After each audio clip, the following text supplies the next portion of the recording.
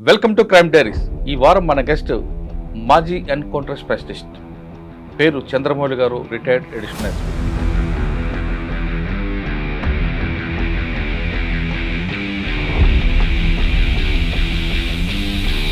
మీరు ఒకవైపు ఒకరంటే మీ ఫ్యామిలీస్ కష్టాలు, వాళ్ళ నష్టాలు చాలా ఉన్నారు. వాళ్ళు ఎన్నో సుఖాలు ఆమె చెప్తుంది. ఇప్పుడు భద్రకాళి దేవాలయంలో పోయి కొంగు జాపుకొని అడిగేదట దేవుణ్ణి, నా భర్త చక్కగా ఇంటికి రావాలని. ఆ విధంగా చేయబట్టి మీలాంటి అందరూ ప్రాణాలతో ఉన్నారు కాదంటారా? అంతే. వాళ్ళ హృదయక్షోభను అర్థం చేసుకోవాలి ప్రజలందరూ, మమ్మల్ని కాదు. మేము పార్ట్ ఆఫ్ డ్యూటీ. పోయేటప్పుడు తెలియదు మేము చేస్తామని, వచ్చేటప్పుడు తెలియదు. సార్ మీరు డిపార్ట్మెంట్కి వచ్చినప్పటికీ ఫస్ట్ ఎక్స్చేంజ్ ఆఫ్ ఫైర్ ఎక్కడ జరిగింది? 69 నుంచి ఉద్యమం ఉంది. విప్లవం వర్ధిల్లాలని బోర్డులు పెట్టుకున్న కాజీపేట ఫ్లైఓవర్. ప్రజాస్వామ్య బద్ధంగా చేస్తే ఈరోజు రాష్ట్రం ఎట్లా ఉండేది, దేశం ఎలా ఉండేది. ఈ అవినీతులు, ఈ రాజకీయాలు, కుట్రలు తగ్గాయి. ఇప్పటికైనా ఈ వందలాది మంది యూత్ ఉన్నారు కదా, సో దేనికైనా ఉడుకు రక్తం అది కావాలి. పరిస్థితులు కూడా అంటే అంత ప్రభావం ఉందండి అప్పుడు. అడవి ప్రాంతం, వాళ్ళకి కావాల్సింది అడవి ప్రాంతం, వెనుకబడ్డ ప్రాంతం. ఇంకెంతమంది ఉన్నారో ఏంటో అని అనుకుంటాం మనం. ఇప్పుడు ఛత్తీస్గఢ్ కాకపోతే నా వలన ములుగు అడవి క్లీన్ అయింది. అదే విధంగా మీరు ఎందుకు భావించాలి? వాళ్ళని చైతన్యపరచాలనే ఉద్దేశం కూడా ఉండొచ్చు కదా. చైతన్యపరచాలంటే ఇంకెన్ని ఏరియాలు లేవండి, ఆంధ్రలో లేవా, రాయలసీమలు లేవా. ఎందుకో ఎక్స్చేంజ్ ఆఫ్ ఫైర్ జరుగుతుంది కానీ పోలీసులకి ఏం కాదు. ఎంత ఎక్కువసేపు మావోయిస్టులు, నక్సలైట్లు చనిపోతారు. అరే మేము వెల్ ట్రైన్డ్ కదండి. వాళ్ళకేదో తుపాకీ ఊరి నుంచి చదువుకునే వాళ్ళ ప్రాక్టీస్ ఎక్కడిది. రౌండ్స్ ఎంత చేసినా దొంగనే పోలీసే అండి. పోలీసుల్లో అప్పట్లో చనిపోతే బుల్లెట్ చనిపోవాలి అనే కోరిక ఉండేది. అదే చావడమే వస్తే దేవుడా బ్లాస్టింగ్ లో చనిపోవాలి, దాన్ని అవాయిడ్ చేసేవాళ్ళం. దాని కొరకు నేను 10 కిలోమీటర్లు చుట్టూ తిరిగి వేరే రోడ్లో పోయిన సంఘటనలు ఉన్నాయి. కానీ ఎప్పుడైనా కమిట్మెంట్గా ఇంకా విప్లవం వర్ధిల్లా, చనిపోతున్న సమయంలో కూడా విప్లవం వర్ధిల్లాలి అంటూ స్లోగన్ చనిపోయిన మనుషులను చూసారు? 1-2 చూసినాం. ఫైరింగ్ ఆగిపోగానే మేము వెళ్తాం. ఇబ్బంది పడేసినాడు, బ్లడ్ యూజ్ అవుతుంది, ఏమైనా చేయగలుగుతామని చూస్తే కొంతమంది టక్కున పడిపోతారు. ఒక్కతని మాత్రం వాడు విప్లవం వర్ధిల్లాలి అనుకుని చనిపోయాడు. పేరు అనవసరం. మంచి నాయకుళ్ళండి సార్. అక్కడ కూడా బాధ అనిపిస్తుంటుంది సార్. పోలీసుల వైపు ఒకవేళ రాకుండా ఉంటే ఈ ఉద్యమం కొంచెం కొంతకాలం నడిచి ఉండేదా? ప్రజాస్వామికంగా ఉంటే బాగా అల్లుకపోయేది. ఇప్పటికీ తీర్మానం అనేది దీనికి పంపుంచింది అనుకోవాలి. ఫస్ట్ ప్రజలను చంపడం, తుపాకీ ద్వారానే అధికారం వస్తుందని ఎక్కడో చైనాలో ఏదో జరిగితే వీళ్ళు పట్టుకోవడం. ఏ దేశ పరిస్థితులకు అనుకూలంగా వాళ్ళు విప్లవము అంటే ఎదురు తిరగడం, ఎదురు మాట్లాడడం నేర్చుకోవాలి. కానీ మన దేశ సిద్ధాంతాలు, సనాతన ధర్మం పాటించే వాళ్ళు 80% ఉన్నారు.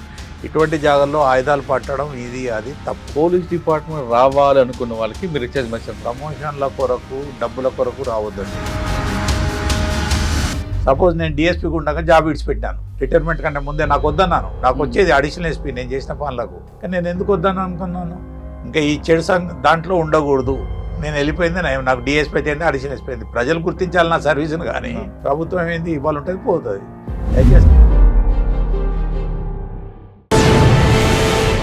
1976 బ్యాచ్ అయిన చంద్రమౌళి గారు సర్వీస్లోకి వచ్చే సమయంలో తెలంగాణ ప్రాంతం అంతా కూడా నక్సల్స్ ప్రభావిత ప్రాంతం అంతా కూడా బొగ్గుమంటుంది. ఆ సమయంలో ఆయన డ్యూటీలోకి వచ్చినప్పుడు పరిస్థితి ఎలా ఉండేది? నక్సల్ సమస్యను కంట్రోల్ చేయడానికి కేవలం ఎన్కౌంటర్లు ఎంచుకున్నారా, లేదు అరెస్టులు చేశారా, లేదు సరెండర్ పాలసీ ఇంప్లిమెంట్ చేశారా? ఈ మూడింటితో పాటు ప్రభుత్వ పథకాల కింద వరకు వెళ్ళడానికి పోలీసులతో పాటు రెవెన్యూ డిపార్ట్మెంట్కి ఏ విధంగా సహకరించారు?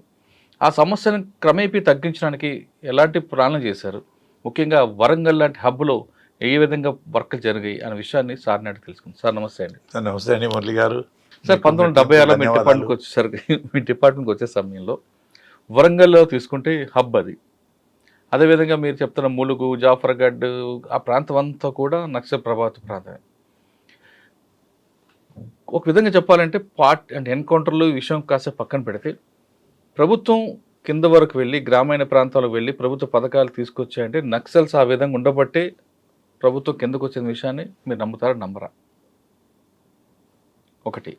రెండోది ఆ సమస్యను తగ్గించడానికి, తీవ్రత తగ్గించడానికి ఎన్కౌంటర్లు తీసుకున్నారా, సరెండర్లు తీసుకున్నారా, నక్సల్స్ అంటే అరెస్టులు చేయడం చేశారా, లేదు సరెండర్ అనే వాళ్ళకి నక్సల్స్ ఏమైనా ఇంప్లిమెంట్ చేయడం పర్పతంగా సరెండర్ పాలసీని ఇలాగ ఇంప్లిమెంట్ చేసుకొచ్చారు.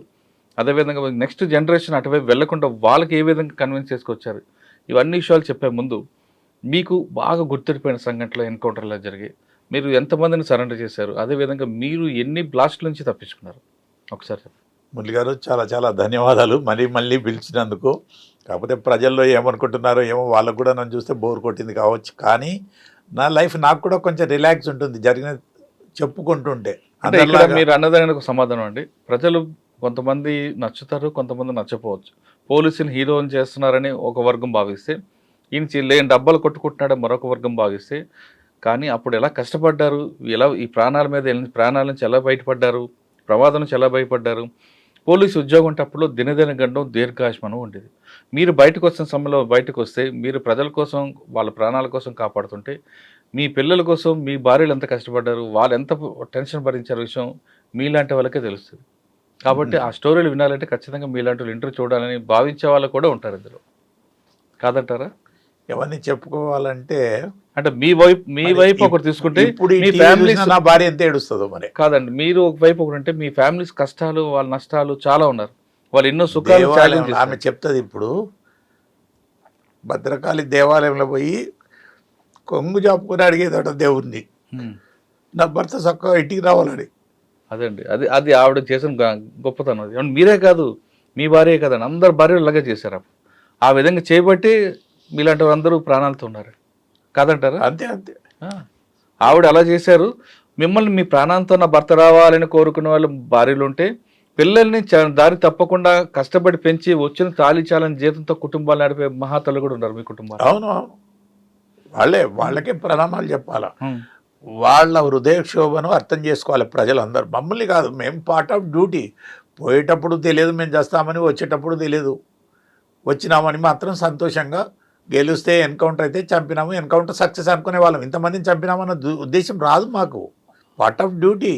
ఎవరినో చంపినాము వాళ్ళు మనుషులే అన్న ఆలోచన రాదు. ప్రజలను చంపుతున్నారు, మేము పోయినాము పట్టుకోవడానికి, వాళ్ళు ఎదిరించినారు, కాల్చినారు, మేము కాల్చినాము. ఆవిడ చేసిన పుణ్యం మేము కాపాడింది అంటే మీకే కాదు, చాలా మంది ప్రాణాలు కాపాడారు. అంటే మనం మైథాలజికల్ చెప్పుకోవద్దు ఇక్కడ, ఎందుకంటే అందరి భార్యలకు అదే దుఃఖము. ఈవెన్ చనిపోయిన నక్సల్ వాళ్ళ కుటుంబాలు కూడా ఎంతో ఏడ్చుంటాయి, నాకు తెలుసు, చూసినాము. ఎందుకంటే వాళ్ళు చనిపోతే హాస్పిటల్ దాకా పోయి డాక్టర్లను భయపడకుండా ధైర్యంగా ఉండమని చెప్పి, వాళ్ళ మీద ఎక్కడ అటాక్ అవుతుందని వాళ్ళు భయపడేవాళ్ళు. మార్చిరీల దగ్గర పికెట్లు వేసేవాళ్ళం. పోస్ట్ మార్టం అయ్యేటప్పుడు మేము ఉండేవాళ్ళం. పాపం డాక్టర్లు కూడా మనుషులే కదండి, చిన్న వాళ్ళకు ప్రొటెక్షన్ కూడా ఏముండదు, బాడీ వెళ్ళిపోయేదాకా ఉండేవాళ్ళు. అప్పుడు తిట్టేవాళ్ళు, ఏడ్చేవాళ్ళు, వాళ్ళ కుటుంబాలు అంతా పేదోళ్ళే జనరల్గా. ఓన్లీ వాళ్లకు మాకు రగడ పెట్టించింది, గొడవలు పెట్టించింది ఈ మధ్యవర్తులు, ఈ పౌర హక్కుల సంఘాలు, ఈ కొండపల్లి సీతారామయ్య అభిమాన సంఘాలు, వీళ్ళే బాగున్నారు. దీంతో బాగుపడింది ఎవరంటే వాళ్ళే, కొంతమంది సోకాళ్ళు మాకు మేమే మేధావులు అనుకునే వాళ్ళం. I blame them. మొన్న జంపన కలిసినాడు, వాడు పాపం గ్రాడ్యుయేట్, ఆయన దీంట్లోకి రాకపోతే ఎంతో బాగుపడేవాడు కదా. సరే నా వాళ్ళని చంపినాడు, అదంతా వేరు. ఫీల్డ్ ఉంటే నేను చంపేవాడిని, రేపు నేను చచ్చేవాడిని, అది వేరు. ఆయన మీకోసం ట్రై చేశాడు కదా, అది చెప్పినాడు కదా. నా పోలీస్ స్టేషన్ పేల్చిన సంగతి తెలుసు, తర్వాత టౌన్లో ఆయన ఎన్కౌంటర్లు అవన్నీ తెలుసు. అన్నిటికంటే ముఖ్యంగా 84లో అనుకుంటాను ఫస్ట్ వైలెన్స్ స్టార్ట్ అయినప్పుడు, ఈ కొండపల్లి సీతారామయ్య పెంబర్తి తీర్మానం తర్వాత కరీంనగర్ అయినాక వరంగల్లో ఒక ఇన్స్పెక్టర్ గారు, ఆయన అప్పటికే సీనియర్ ఇన్స్పెక్టర్, ఆయన అంటే మంచి పేరు ఉండేది, రామచందర్ గారు అని, ఎస్సీ క్యాండిడేట్, మళ్ళీ కరీంనగర్ ప్రాపర్, ఏం సంపాదించుకోలేదు. లేబర్ కాలనీలో ఒక ఇంట్లో ఉండేవాడు. వాళ్ళ తమ్ముడు డాక్టర్ చదువుతున్నాడు, ఆయన జీతంలోనే చదివించుకుంటూ ఉండేవాడు. ఒకరోజు ఆయన ఇల్లు కాలుపెట్టినారు, సాయంత్రం మోటార్ సైకిల్ కాలుపెట్టినారు, ఇంట్లో ఫర్నిచర్ అంతా కాలుపెట్టినారు. ఈయన ఆ ఇంటి దాకా వచ్చి ఎవరో చెప్తే ఇంకేదో పని తగిలితే దూరం పోయినాడు. ఒకవేళ ఆయన ఇంటి దగ్గరకు వస్తే ఆయన పరిస్థితి ఏమండి? అంతే కదా. చేసేవాళ్ళు అమాయకులే, దాని మీద యాక్షన్ తీసుకునే వాళ్ళు అమాయకులే, డ్యూటీ మైండ్. కానీ చేపించిన కుట్రదారులు ఉన్నారు కదా, వాళ్ళు బాగానే ఉన్నారు, వాళ్ళు ఇంకా చెప్తూనే ఉన్నారు. ప్రొఫెసర్లు అనుకుంటారు, వాళ్ళే లెక్చరర్లు వాళ్ళ అనుకుంటారు, మేధావులు. వాళ్ళే కుహనా మేధావులు అనుకుంటారు. అది బాధ నాకు. కానీ మీరు అన్నట్లుగా కొన్ని మీరు వాస్తవాలు ఒప్పుకున్నారు కొనండి. మీరు పోలీస్ డిపార్ట్మెంట్ ఎలా సఫర్ అయిందో చనిపోయిన నక్సల్ కుటుంబాలకు కూడా మీరు సానుభూతి. మేము మనుషులమే కదండి, మేము ఊర్ల నుంచి వచ్చిన వాళ్ళమే కదండి. ఉమ్. ఒకవేళ ఈ జాబులు రాకపోతే మేము వ్యవసాయమో పూజరికమో ఏదో చేసుకుంటూ గ్రామాల్లోనే ఉండేవాళ్ళం కదండి. మమ్మల్ని ఎక్కడో రాక్షసులు శ్రీలంక నుంచి వచ్చినారు, రావణాసుని సంతతి వాళ్ళని ఎందుకు అనుకుంటారు, వీళ్ళు బ్లేమ్ చేస్తారు. ఇంకా సార్ మీరు డిపార్ట్మెంట్కి వచ్చినప్పటికీ ఫస్ట్ ఎక్స్చేంజ్ ఆఫ్ ఫైర్ ఎక్కడ జరిగింది? అంటే ఫస్ట్ ఎప్పుడు జరిగిందంటే ఇది 69 నుంచి ఉద్యమం ఉంది. అవును. కొండపల్లి సీతారామ వీళ్ళు ఆ సెయింట్ గ్యాబ్రియల్ను ఎక్కడో టీచర్ చేసుకుంటూ అది చేసుకుంటూ రాడికల్ కాదు, అది కూడా ఏమని అంటే విప్లవం వర్దిల్లాలని బోర్డులు పెట్టుకుని ఆ కాజీపేట ఫ్లైఓవర్ మీద కూర్చునే వాళ్ళట. ఒకరు ఇద్దరు సత్యమూర్తి వాళ్ళు వీళ్ళు చెప్పేవాళ్ళు. 69లో నేను స్టూడెంట్నే. సో తర్వాత హైదరాబాద్ వచ్చినాక ఈ రాజన్న ఈ జార్జి రెడ్డి వీళ్ళు వస్తుంటే అప్పుడే ఉన్నవాడిని చూసి ఊరుకోకపోవడం, కార్లను చూసి ఎంత మంచి కారు ఎట్లా కొన్నారు అని అనుకోవడం, ఇదే విప్లవానికి నాంది అది అని. జార్జి రెడ్డి మర్డర్ తర్వాత జార్జి రెడ్డి అప్పటికి నేను మంచి ఎక్సర్సైజ్ చేసుకుంటూ సికింద్రాబాద్ డిగ్రీ కాలేజీలో చేసుకుంటూ ఫామ్కి వచ్చినాను. అంతకుముందు కూడా యూనివర్సిటీలో గొడవలు అయితే మమ్మల్ని కూడా అది తీసుకుపోయేవాళ్ళు. కానీ అప్పుడు ఇంజనీరింగ్ కాలేజ్ ఎలక్షన్లు ఉండే. సో మేమందరం ఎవరి పనుల వాళ్ళు ఉన్నాము, రాజన్న వీళ్ళందరూ పోయారు వాళ్ళ కాలేజ్ ఎలక్షన్లని. అది పొద్దున టైం వాళ్ళందరూ ఎక్కడో దిగినారు. జార్జి రెడ్డి ఒక్కడే ఇంజనీరింగ్ కాలేజ్ దగ్గర పోతే ఈ వాజ్ మర్డర్, ఆయన కిల్ చేసినారు. అప్పుడు పీడిఎస్యు ఆర్ఎస్యు ఏదో డివైడ్ అయింది. అప్పటిదాకా విప్లవం సిద్ధాంతం నేను రాజన్న విప్లవకారుడు అని అనుకోను. కానీ నేను ఒక విషయం చెప్తాను. అప్పుడు ఎరువుల గురించి ఊళ్ళలో స్ట్రైక్లు అయ్యేటి రైతులకు అందకుండా. అంతా పాలిటిక్స్, అప్పటి నుంచి పాలిటిక్సే, ఇప్పటి నుంచి పాలిటిక్సే. సో మా అందరికీ మా ఊర్లో ఒక సేటు గారు ఉండే, పేరొద్దు, మంచోడు. ఆయన జువారి యూరియా డీలర్ ఉండేది. ఆయన పాపం మమ్మల్ని సంతృప్తిపరచడానికో సంతోషించడానికో ఒక లారీ లోడ్ ఇచ్చినట్టున్నాడు, నాకు సరిగ్గా జ్ఞాపకం లేదు. అది ఇస్తే మాకు మనిషికో 4-5 బస్తాలు అవి చేసిన పాపం చెప్పుకోవాలి. మేము రాకముందు స్టూడెంట్, మంచి వయసు నెత్తర మీద ఉన్నాం, చదువు అయిపోయింది. ఆ జార్జి రెడ్డి మాట్లాడు నాకు LLBలో అడ్మిషన్ పెట్టుకుందాం అనుకుని అది పెట్టుకోకుండా ఊరికి వెళ్ళిపోయినా. సో ఊర్లో ఇట్లా అప్పుడు పీడిఎస్ కూరరాజన స్టార్ట్ చేసింది, ఎరువులు అందుత లేవు అవి అని. కొంత సిపిఎం ఉద్యమం కూడా ఉండే. సిహెచ్ రాజేశ్వరరావు గారు అక్కడ, అతనే గుమ్మి పుల్లయ్య గారు అని ఒకతను ఉండే. వీళ్ళందరూ ఉద్యమం తీస్తే దానికంటే ముందుగా తీస్తే ఆయన ఏదో ఇచ్చినాడు. ఇస్తే కూరరాజన్న చాలా పేదోళ్ళు అంటే వాళ్ళ తల్లి కూలి చేసేది, తండ్రి కూలి చేసేది. ఇతన్ని ఇంజనీరింగ్ చదివించినారు. ఇతనికి చొక్కారావు వీళ్ళు ఆర్టీసీల పోస్టింగ్లు ఇస్తామన్నా పోకుండా కమిట్మెంట్తోనే అయినాడు. ఇప్పుడు ఎక్కడ ఉంటున్నాడు? ఉన్నాడు మొత్తానికి వేములవాడలో ఉన్నారు. వేములవాడలో ఉన్నాడు, అండర్ గ్రౌండ్ ఇక్కడ ఎక్కడ లేదు, వేములవాడలో అప్పుడు ఉన్నాం. సో ఆ సేటు గారు బస్తాలు ఇస్తే తనకు కొన్ని ఎక్కువ వస్తాయి కదా, లీడర్ కదా. వస్తే తను ఇంటికి అవి అమ్ముకోలేదు, ఒక్క పైసా తెచ్చుకోలేదు. అవన్నీ తీసుకొచ్చి విశాలాంధ్ర బుక్ హౌస్ నుంచి బుక్స్ తీసుకొచ్చి, అంటే ప్రజలను మేల్కొల్పుతా అన్నాడు కానీ నక్సలిజం ఊరిపోసే లైబ్రరీ పెట్టినాడు. అంటే వాళ్ళకి అప్పుడే అంత కమిట్మెంట్ వచ్చింది. కానీ దాన్నే వాళ్ళ మేధావులు ప్రజాస్వామ్యబద్ధంగా చేస్తే ఈరోజు రాష్ట్రం ఎట్లా ఉండేది, దేశం ఎలా ఉండేది. ఈ అవినీతులు, ఈ రాజకీయాలు, కుట్రలు తగ్గాయి. ఇప్పటికైనా ఈ 100,000 మంది యూత్ ఉన్నారు కదా. ఇప్పుడు మీరు షోలే సినిమా చూసుంటారో లేదో, ఫస్ట్ గూడ్స్ ట్రైన్లో పోతుంటే నేను మొన్న ఒకసారి చూసిన, ఆ రైలు అటాక్ కాకముందు వాని హ్యాండ్స్ తెంపు అంటే అమితాబ్ బచ్చన్ అంటాడు, రౌడీజం అంటే దాదాగిరిలో కానీ పోలీసులో కానీ బహదూర్గిరి కావాలని. అట్లున్నాడే షైన్ అవుతాడు, అట్లున్నాడే రిస్క్ కూడా తీసుకుంటాడు. ఇప్పుడు నక్సలైట్ వాళ్ళు అట్లాగే ఉన్నారు, పోలీసులలో అందరూ కాదు, కొంతమంది ఇట్లా తయారవుతారు. సో దేనికైనా ఉడుకు రక్తం అది కావాలి. పరిస్థితులు చూస్తే ఉద్రేకం వస్తుంది. మా వాళ్ళు చనిపోయి ఏడుస్తుంటే, అరే నీ అమ్మ ఇంకా మా వాళ్ళు ఏడవకుండా కావాలి, మేము బాగుంటేనే ప్రజలు బాగుంటారు అనుకునే స్థితికి వచ్చినాక ఎన్కౌంటర్లు స్టార్ట్ అయినాయి. ఎన్కౌంటర్లు ఎప్పుడైనా అండి, శ్రీకాకుళం ఉద్యమము వెంగళరావు గారు సీఎం ఉన్నప్పుడు అయినట్టు 69 అప్పటి నుంచి స్టార్ట్ అయింది. వెంగళరావు గారు సీఎం 70-76 అనుకుంటా. సో అప్పుడు ఆయన మంచి పని చేసినాడు. ఎలాంటి అంటే లంచాలు సిఫారసులు లేని ఇంటర్వ్యూ ఒకటి పెట్టినాడు, రిటర్న్ టెస్ట్ అని, 1 స్టార్ అని. దాంట్లో నేను మా జిల్లాకి ఏదో ఫస్ట్ వచ్చినట్టున్నాను, నాకు సెలెక్షన్ అవుతుందని తెలుసు. సెలెక్షన్ అయినాను. వరంగల్ వేసినారు. వరంగల్లో అప్పటి నుంచి 69 నుంచి ఆ గోదావరి బెల్ట్, నక్సలైట్లు, నెక్కర్లు వేసుకొని తుపాకులు పట్టుకొని తిరిగేవాళ్ళు, అది ఇదని ఒక చరిత్ర ఉండేది. ములుగు ఏరియా అక్కడికి చారు మజుందార, కాను సన్యాలు వాళ్ళు కూడా వచ్చినారు, సామంత్ రెడ్డి అని, వాళ్ళందరూ 69 నుంచి ఉండేవాళ్ళు. అక్కడ ఉద్యమం ఉంది. అయినా కొంతమంది సెటిలర్స్ అక్కడ సెటిల్ అయినారు. అంటే అంత ప్రభావం ఉందండి అప్పుడు. అడవి ప్రాంతం, వాళ్ళకి కావాల్సింది అడవి ప్రాంతం, వెనుకబడ్డ ప్రాంతం. ఒక్కడు తుపాకీ పట్టుకొని వచ్చి అడవిలో కనిపిస్తే ఊర్లో కనిపించిన దానికి అడవిలో కనిపించిన దానికి తేడా ఉంటుంది కదా. అబ్బో ఇంకెంతమంది ఉన్నారో ఏంటో అని అనుకుంటాం మనం. ఇప్పుడు ఛత్తీస్గఢ్ ములుగు అడవుల్లో మళ్ళీ వస్తున్నారు. అవన్నీ నేను తిరిగినాయి, అవన్నీ ఇబ్బంది ఏం లేదు. అప్పుడు వయసు మీద ఉన్నా కనుక బాగా తిరిగే వాళ్ళం. కాకపోతే నా వల్ల ములుగు అడవి క్లీన్ అయింది. అంటే మీ ఫస్ట్ పోస్టింగ్ ఇక్కడ? ఫస్ట్ పోస్టింగ్ ఇక్కడ చేర్యాల్లో జరిగింది. చేర్యాల్లో 77 ప్రాక్టికల్ ట్రైనింగ్ తర్వాత 77 నవంబర్లో వచ్చినాను. చేర్యాలకు కూడా కమ్యూనిజం చరిత్ర ఉంది. చేర్యాల, సిద్దిపేట ఇవన్నీ ఎట్లున్నాయంటే అటు వరంగల్కు దూరం, ఇటు కరీంనగర్కు దూరం, ఇటు మెదక్ సంగారెడ్డికి దూరంగా ఉంటే ఆ బెల్ట్ అన్నీ పార్చి ఏరియాస్, అంత పంటలకి సరిగ్గా లేక ఇప్పుడు చాలా డెవలప్ అయింది. కానీ అప్పుడు ఉండేది. వీళ్ళందరూ పోలీసు దృష్టి లేని ప్రాంతాల మీదనే కాన్సన్ట్రేషన్ చేస్తారు. వెనుకబడ్డ ప్రాంతాలను ఒకటి, ప్రజలు అమాయకులు కావచ్చు, పేదలు అని కావచ్చు, వాళ్ళకి సేఫ్టీ ఉంటుంది, వాళ్ళు ప్రచారం చేసుకోవచ్చు, వాళ్ళు తిరగవచ్చు, తుపాకులు వేసుకొని అఫెన్సులు చేయొచ్చు అని. అదే విధంగా మీరు ఎందుకు భావించాలి? వాళ్ళని చైతన్యపరచాలనే ఉద్దేశం కూడా ఉండొచ్చు కదా. చైతన్యపరచాలంటే ఇంకెన్ని ఏరియాలు లేవండి. ఆంధ్రలో లేవా, రాయలసీమలు లేవా, వెనుకబడ్డ ప్రాంతాలు. మాకంటే రాయలసీమ చాలా వెనుకబడ్డది. మరి అక్కడ ఎందుకు పోరండి? అక్కడ కూడా జరిగింది ఉద్యమం కొద్దిగా. అంటే అక్కడ కూడా ఉద్యమం వెళ్ళింది కానీ తొందరగా నిష్ఫురణ అయిపోయింది. అవును.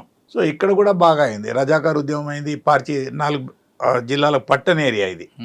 అందుకే ఇప్పుడు సిద్దిపేట జిల్లా చేయడం చాలా మేలైంది. సో చేర్యాల ఇన్సిడెంట్స్ చెప్తాను. 1-2 మర్చిపోయినాను. అక్కడ రజాకార్ ఉద్యమం అయింది. ఆ పక్కకు ఒక ఊర్లో బతుకమ్మలు ఆడిపించినారు కమ్యూనిస్టులని, అక్కడే జరిగింది. సో నేనున్నప్పుడు ఈ మెదక్ బార్డర్లో ఉండేది. చేర్యాల దాకా రాలేదు, చేర్యాల ప్రాపర్ అక్కడికి రాలేదు. ఒకసారి డిఐజీ జనక్ రాజ్ గారు అప్పుడు మెదక్ ఎస్పీ అనుకోండి, నేను చేర్యాలు ఉన్నప్పుడు మీరు సిద్దిపేట పోతుంటే దుద్దెడ అని ఒక విలేజ్ వస్తుంది. ఆ విలేజ్ పక్కకు బండ్లార్పల్లి, బండంపల్లి ఏదో ఒక విలేజ్ ఉంది. అక్కడ ఒక సాహుకారు ఎవరో పాపము అప్పటికే కొంచెం ఉద్యమం ఉందని ఇంటి ముందు గేదెలను కట్టేస్తారు, చెక్కలు పెట్టేసి దాంట్లో గడ్డేస్తారు. దాంట్లో గోల్డ్ పెట్టుకున్నాడు, అది దోసుకుపోయినారండి. వయస్మూర్తి ప్రోలిన్పియా వాళ్ళు, వాళ్ళకి ఎవరో ఇన్ఫర్మేషన్ ఇచ్చుంటారు. సో అది చూడడానికి వచ్చిండు. నాకు కొంచెం అనుభవం, ప్రోలిన్పియా వాళ్ళు తిరుగుతున్నారు. వయస్మూర్తి కొంచెం తిరిగేది. ఆయనది చర్యల దగ్గర ఎక్కడో ఊరు. తర్వాత దేవరూపుల దగ్గర ఎక్కడో పట్టుబడ్డాడు. హైదరాబాద్ నుంచి స్పెషల్ పార్టీ అని ఒకటి వచ్చింది. ఎంవి భాస్కరరావు గారు ఎవరు అడిషనల్ డీజీ ఉన్నప్పుడు పెట్టినాడు. కొంచెం నక్సలైట్ ఉద్యమం ఎక్కువైంది. బట్ తర్వాత నేను వరంగల్ పోకముందు తర్వాత డోర్నకల్ వెళ్ళినాను. ఏదో రౌడీలది లోకల్ ఇష్యూస్ అవన్నీ సెట్ అయినాయి. నేను కొట్టిన వాళ్ళకి ఇంకా అప్పుడప్పుడు ఇంకా దెబ్బలు ఉన్నాయి. ఆయన వచ్చి కలుస్తారు, మంచి ప్రేమ పడతారు, సెట్ అయిందని. తర్వాత మడికొండ వచ్చినాను. అంటే ప్లేన్ ఏరియాలకు ఉద్యమాలు తెచ్చినారు. అంతకుముందు అడవి ప్రాంతాలు 69, 71 ఉన్న ప్రాంతాలను వీడి ప్లేన్ ఏరియా స్టూడెంట్ ఉద్యమాలు, ఊర్లో గోటు విలేజెస్, దొరలను బయటకు పంపండి, దొరలను చంపండి, దొర ఎందరో వాని పీకుడు ఎందరో అన్నప్పుడు వీళ్ళ పాటలు పీటలు అన్నీ వచ్చినాయి. దాంతో హయగ్రీవాచారి గారు అని ఒక మంత్రి గారు ఉండేవారు వరంగల్లో, నోటెడ్ పర్సనాలిటీ. అప్పుడు చాలా కాలం మంత్రిగా ఉన్నాడు. ఆయన ఇప్పటికీ ఫేమస్. అది బట్టుపల్లి అని ఒక విలేజ్ ఉంది ట్రాక్ పక్కకు, కడిపికొండ, బట్టుపల్లి. వరంగల్ టోపోగ్రఫీ ఇదివరకు కూడా మేము చెప్పినాం మీకు. వరంగల్ చుట్టుపక్కల అన్ని చిన్న చిన్న పల్లెలు. పొద్దునే లేబరు టౌన్కి వచ్చి చేసుకొని పోయేవాళ్ళు. పక్కకు ఆర్ఈసీలో కొంత ప్రాబల్యం వచ్చింది. సో ఆర్ఈసీ నుంచి వచ్చి చంపుతారని ప్రజలలో నుంచి వచ్చి చంపుతారని ఆర్ఈసీలో కూడా భయపడేవాళ్ళు. ఆర్ఈసీలో ఒక బీహార్ స్టూడెంట్ మర్డర్ కూడా అయింది. దాంతో మన వాళ్ళు చాలామంది పిల్లలకు ఆర్ఈసీలో సీట్ వచ్చినా కూడా వేరే కాలేజీలో చదివించుకున్నారు, వేరే స్టేట్కి పంపించినారు. కానీ ఆర్ఈసీ అంటే అంత భయం అయ్యేది. సో హయగ్రీవాచారి గారు అని టార్గెటే అప్పటికి ఈ బట్టుపల్లి విలేజ్ పోయినాడు బస్సు ప్రారంభం చేద్దామని. అక్కడ ఉండే రాడికల్స్ ఎక్కువ గోదాములలో దాంట్లో పనిచేసేవాళ్ళు. ఆ ఒక్క విలేజ్ నుంచో 12 మందో 14 మందో చనిపోయినట్టు గుర్తు నాకు. ఎన్కౌంటర్లలో దాంట్లో పెద్ద స్తూపం మీద అందరి పేర్లు, నోటెడ్ విలేజ్ అది. తర్వాత కడిపికొండ ఇవి. ఆయనను దోతి ఇప్పించి పరిగెత్తించినారు, కొట్టి ఆ టెంట్ అంతా కాలబెట్టినారు. అది మెయిన్ ఉద్యమం. ఆయన నన్ను మడికొండ తీసుకెళ్ళినారు. మడికొండలో చిన్న చిన్న ఇన్సిడెంట్లు నేను వచ్చే ముందు అయినాయి. ఒక రెడ్డి గారిని నేను వచ్చినాక చంపినారు. ఒకతను పోతే ఊరు వాళ్ళే చంపేసినారు, బాయిలో బారేస్తే ఆ వాసనకు ఊరు వాళ్ళు పసిగట్టి చెప్తే 100 మంది వచ్చారు ఆ బాడీకి. అప్పుడు నాకు తెలిసింది ఇది రాడికల్ ఉద్యమం ఇది అని. కొన్ని బస్సులు కాలబెట్టినారు, దానికి ప్రొటెస్ట్గా అక్కడి నుంచి స్టార్ట్ అయింది. ఇంకా నేను అక్కడి నుంచి పోస్టింగ్ నాకు 83లో ఇంతజార్ గంజ్ అయింది. ఇంతజార్ గంజ్ పేరుకు బాగా డబ్బున సెంటర్లో ఉన్నా కూడా అంతా దానికి పేదరికం ఉన్న ఏరియాలు, లేబర్ ఏరియాలో దాని ఏరియా ఉంది. సో వీళ్ళ రాడికలిజం, వాళ్ళు కరపత్రాలు పంచుడు, బంద్ కాలిచ్చుడు, టెలిఫోన్ల ద్వారా బెదిరించుడు, ఎవడన్నా బంద్ చేయకపోతే వాళ్ళ దుకాణం కాలబెట్టుడు, ఇవి జరిగినాయి. చిన్న చిన్నవి. ఎక్కడో సందులో ఎవడదో కిరాణా వాడు బంద్ చేయలేదు పాపం, పేదోడు వాడు, అందులో ముస్లిం, వాడు దుకాణం కాలబెట్టినారు, బాంబేసినారు. ఏముంది కాలబెట్టారంటే మొత్తం బుడిదాకా కాదు. అట్లా విప్లవం జోరు పెరిగింది. నేను టౌన్కి వచ్చేసరికి హన్మకొండలో ఎక్కువ ఉండేది. కుమారస్వామి వాళ్ళు వీళ్ళు చాలా మర్డర్లు చేసుకొని పోలీస్ స్టేషన్ ముంగంటే షాపట, వాడికి ఎవరికి అనుమానం రాకుండా ఉంటే వాడిని కూడా రాడికల్ చంపి ఏదేదో అయిపోయింది. అది అప్పుడు ఎస్పీ ఎవరండి? ఎస్పీ గారు నేను పోయేసరికి రామావతార్ యాదవ్ గారు అని ఉన్నారు. రామావతార్ యాదవ్ కంటే ముందుగాల అక్కడ పెద్ద పెద్ద వాళ్ళు చేసినారు. భాస్కరరావు గారు చేసినారు, కృష్ణమూర్తి గారు చేసినారు. Well versed with this subject. Krishnamurthy గారు అక్కడ ఓఎస్డి, సార్ ఇప్పుడు ఇక్కడెక్కడ ఉంటున్నాడు ఏమని. వాళ్ళ పాప కూడా ఐజీ కర్ణాటకలో, ఆదోని నేటివ్ వాళ్ళది. ఎవరు పేరండి? కృష్ణమూర్తి గారు. మాలిని కృష్ణమూర్తి. రైట్. ఆ పాప పెళ్ళప్పుడు నేనున్నా, జస్ట్ ఎస్ఐ. సో అట్లా ఉద్యమం మొదలైంది. కానీ ఎప్పుడైతే పోలీసు వాళ్ళంటే అప్పుడు పోలీసు వాళ్ళు టార్గెట్ కాదు. అయినా అప్పుడు జీబులు వచ్చినాయి, నాకు జీబు ఇచ్చినారు. అన్ని వేరే జిల్లాలో ఇన్స్పెక్టర్లకు డిఎస్పీలు లేనప్పుడు కూడా వరంగల్లో జీబు ఇచ్చినారు. ఎందుకంటే వరంగల్కున్న వేరే జిల్లాలకి ఏమంటే వేరే జిల్లా టౌన్లు చిన్నవి, జిల్లాల్లో అక్కడక్కడ తాలూకాలు అవి డెవలప్ అయినాయి, ఫారెస్ట్లు ఉన్నాయి, అక్కడ ఉండేవాళ్ళు. జిల్లా హెడ్ క్వార్టర్కు దూరంగా ఉండేవారు. కరీంనగర్ పీస్ఫుల్, నిజామాబాద్లో కొంత వచ్చింది, బాజిరెడ్డి గోవర్ధన్ ఎవరినో కాల్చినట్టు అది ఇన్సిడెంట్, కానీ మైనర్, ప్రజలకు భయం ఉండేది. కానీ వరంగల్ జిల్లాలో టోటల్ అప్పటికి ఆర్మడ్ దళాలు రాలేదు కనుక, రాడికలిజమే వచ్చింది కనుక వరంగల్ టౌన్ మీద కాన్సన్ట్రేషన్ ఉంది. ఎందుకంటే చాలా పదుల సంఖ్యలో ఎడ్యుకేషనల్ ఇన్స్టిట్యూషన్స్ ఉండేవి. సో స్టూడెంట్ రెవల్యూషన్ ముందు రాడికల్ స్టూడెంట్స్ చెలరైపోయినారు. నాకంటే ముందున్న వాళ్ళు బ్యాచ్లు అవి ఇవంతా వాళ్ళని కొట్టడం, లాడ్ ఛార్జీలు అవి గొడవలు అయ్యేటి స్టార్ట్ అయింది. అయినా వాళ్ళు బాంబులు వేసేది. వాళ్ళు ఇంకో స్ట్రాటజీ ఏం చేసినారంటే, జనరల్గా బంధకాలున్నా ఎక్కడున్నా కూడా రాత్రి 11 నుంచి పొద్దున 4 దాకా పోలీసు వాళ్ళు పెట్రోలింగ్ తిరుగుతారు. సో అప్పటికి పోలీసు వాళ్ళ జోలికి రాకపోయేది. పోలీసు వాళ్ళు ఎప్పుడైతే 4 గంటలకు ఇంటికి వెళ్ళిపోయినారో వీళ్ళు చెలరైపోయేది. రైల్వే స్టేషన్ మీద బాంబులు వేసుడు, పొగ బాంబులు, మట్టు బాంబులు, అవి ఇవి. సో నేను ఈ చనిపోయిన సంతోష్ కుమార్ కొంచెం యాక్టివ్ అయినాం. ఈ సిఐ గారి ఇంటి మీద దాడి, అతను 4 రోజుల తర్వాత మాకు ఎదురైనాడు. బాగా పరిగెత్తినాడు. అదంతా కాశీపుగా రెడ్ బెల్ట్ అప్పటికే. పరిగెత్తి ఒక చెరువు కట్ట దగ్గర ఆయన ఒక పెద్ద గోతుంది, మట్టి కొరకు తవ్వి, దాంట్లో పడ్డాడు. ఎందుకు పరిగెట్టారు? పోలీసు వాళ్ళం కదా, వాడు తప్పు చేసినాడు కదా, సేగారెడ్డి మీద బాంబులు వేసినాడు కదా, వాడు పరిగెత్తినాం. మాకు అనుమానం వచ్చింది, మేము పరిగెత్తినాం. నేను జీప్ నడిపినాను, డ్రైవర్ వీళ్ళందరూ పరిగెత్తినాడు. వాడు అక్కడికి నేను అతన్ని పరిగెత్తి అక్కడ పడిపోతే నేను అక్కడికి డాక్టర్లను తీసుకుపోయి చూపించినాను. కానీ ఈ వాజ్ డైడ్ అప్పటికే. తర్వాత ఎస్పీ గారు, అడిషనల్ ఎస్పీ గారు, ఓఎస్డీ గారు, నాయక్ గారు, ఓఎస్డీ అడిషనల్ ఎస్పీ ఉండేది, అరవిందరావు గారు ఎస్పీ వచ్చినాడు. రామావతార్ యాదవ్ గారు తర్వాత అరవిందరావు గారు వచ్చినాడు. Was in 83. సరే నాకు భయమే, ఈ అమ్మ లాకప్ డెత్ అంటారా, కస్టోడియల్ డెత్ అంటారా, ఏమో అని. అప్పుడు ఒకతను ఆర్పి సింగ్ గారు, ఇంకెవరో కలెక్టర్ ఉండేది,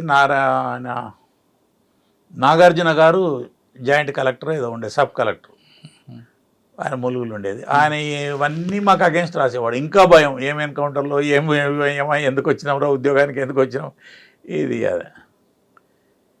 దాని తర్వాత సెకండ్ ఇన్సిడెంట్లు అవి ఇవి. ఒకసారి నాకు ములుగు స్పెషల్ డ్యూటీ పోతే అక్కడ ఒక ఎన్కౌంటర్ అయింది. సార్ సంతోష్ కుమార్ గారు దాడి చెప్పండి ఒకసారి. సంతోష్ కుమార్ మొదటి నుంచి నాకంటే సీనియర్, స్పెషల్ పార్టీలో యాక్టివ్ ఉండేవాడు. అరెస్టులు ఉండేవి. సంతోష్ కుమార్ ఆయనకు టీం అది ఇది ఉండేది, బాగా యాక్టివ్ కుర్రోడు. ఎప్పుడు పోలీస్ స్టేషన్ అడగాలి, పైరువి అని చేసేవాడు కాదు. మరి ఆయన ఎందుకు టార్గెట్ చేశారు వీళ్ళు? అరెస్టులు చేస్తున్నాడు అని మొన్న కూడా జంపని అన్నాడు కదా. సంతోష్ సిరాజ్ వాళ్ళు మాకు మొదటికెళ్ళి టార్గెట్లే అన్నాడు. సంతోష్ కదా కాజీపేట స్టేషన్లో. ఈ వరుసలో వరంగల్లో కాజీపేట ఇన్సిడెంట్ అయింది. ఎస్ఐ యాదగిరెడ్డి గారిని చంపడం బాగా ప్రెసిపిటేట్ అయింది మ్యాటర్. అప్పటిదాకా ఇన్నైనా నీ అమ్మ భార్యతో ఉండగా అమ్మచారని పోవడు, ఏడ్చుడు, తెల్లవారి మా పక్కింట్లోనే కూర్చుని పెట్టుకుని, మా పక్కకే ఎంజిఎం ఉండేది, ఆ మేడం వాళ్ళు వీళ్ళందరూ ఏడిస్తే చాలా బాధలైనాయి. సో ఇక దాంతో బాగా ఎన్కౌంటర్లు స్టార్ట్ అయినాయి. అంటే కాజీపేట ఇన్సిడెంట్ తర్వాత ఎన్కౌంటర్లు స్టార్ట్ అయినాయి ఎక్కువ. పోలీస్ అప్పర్ హ్యాండ్కి రావడానికి ట్రై చేస్తుంది అంతే. ఇంకా వీళ్ళని కట్టేలు చేయాలి.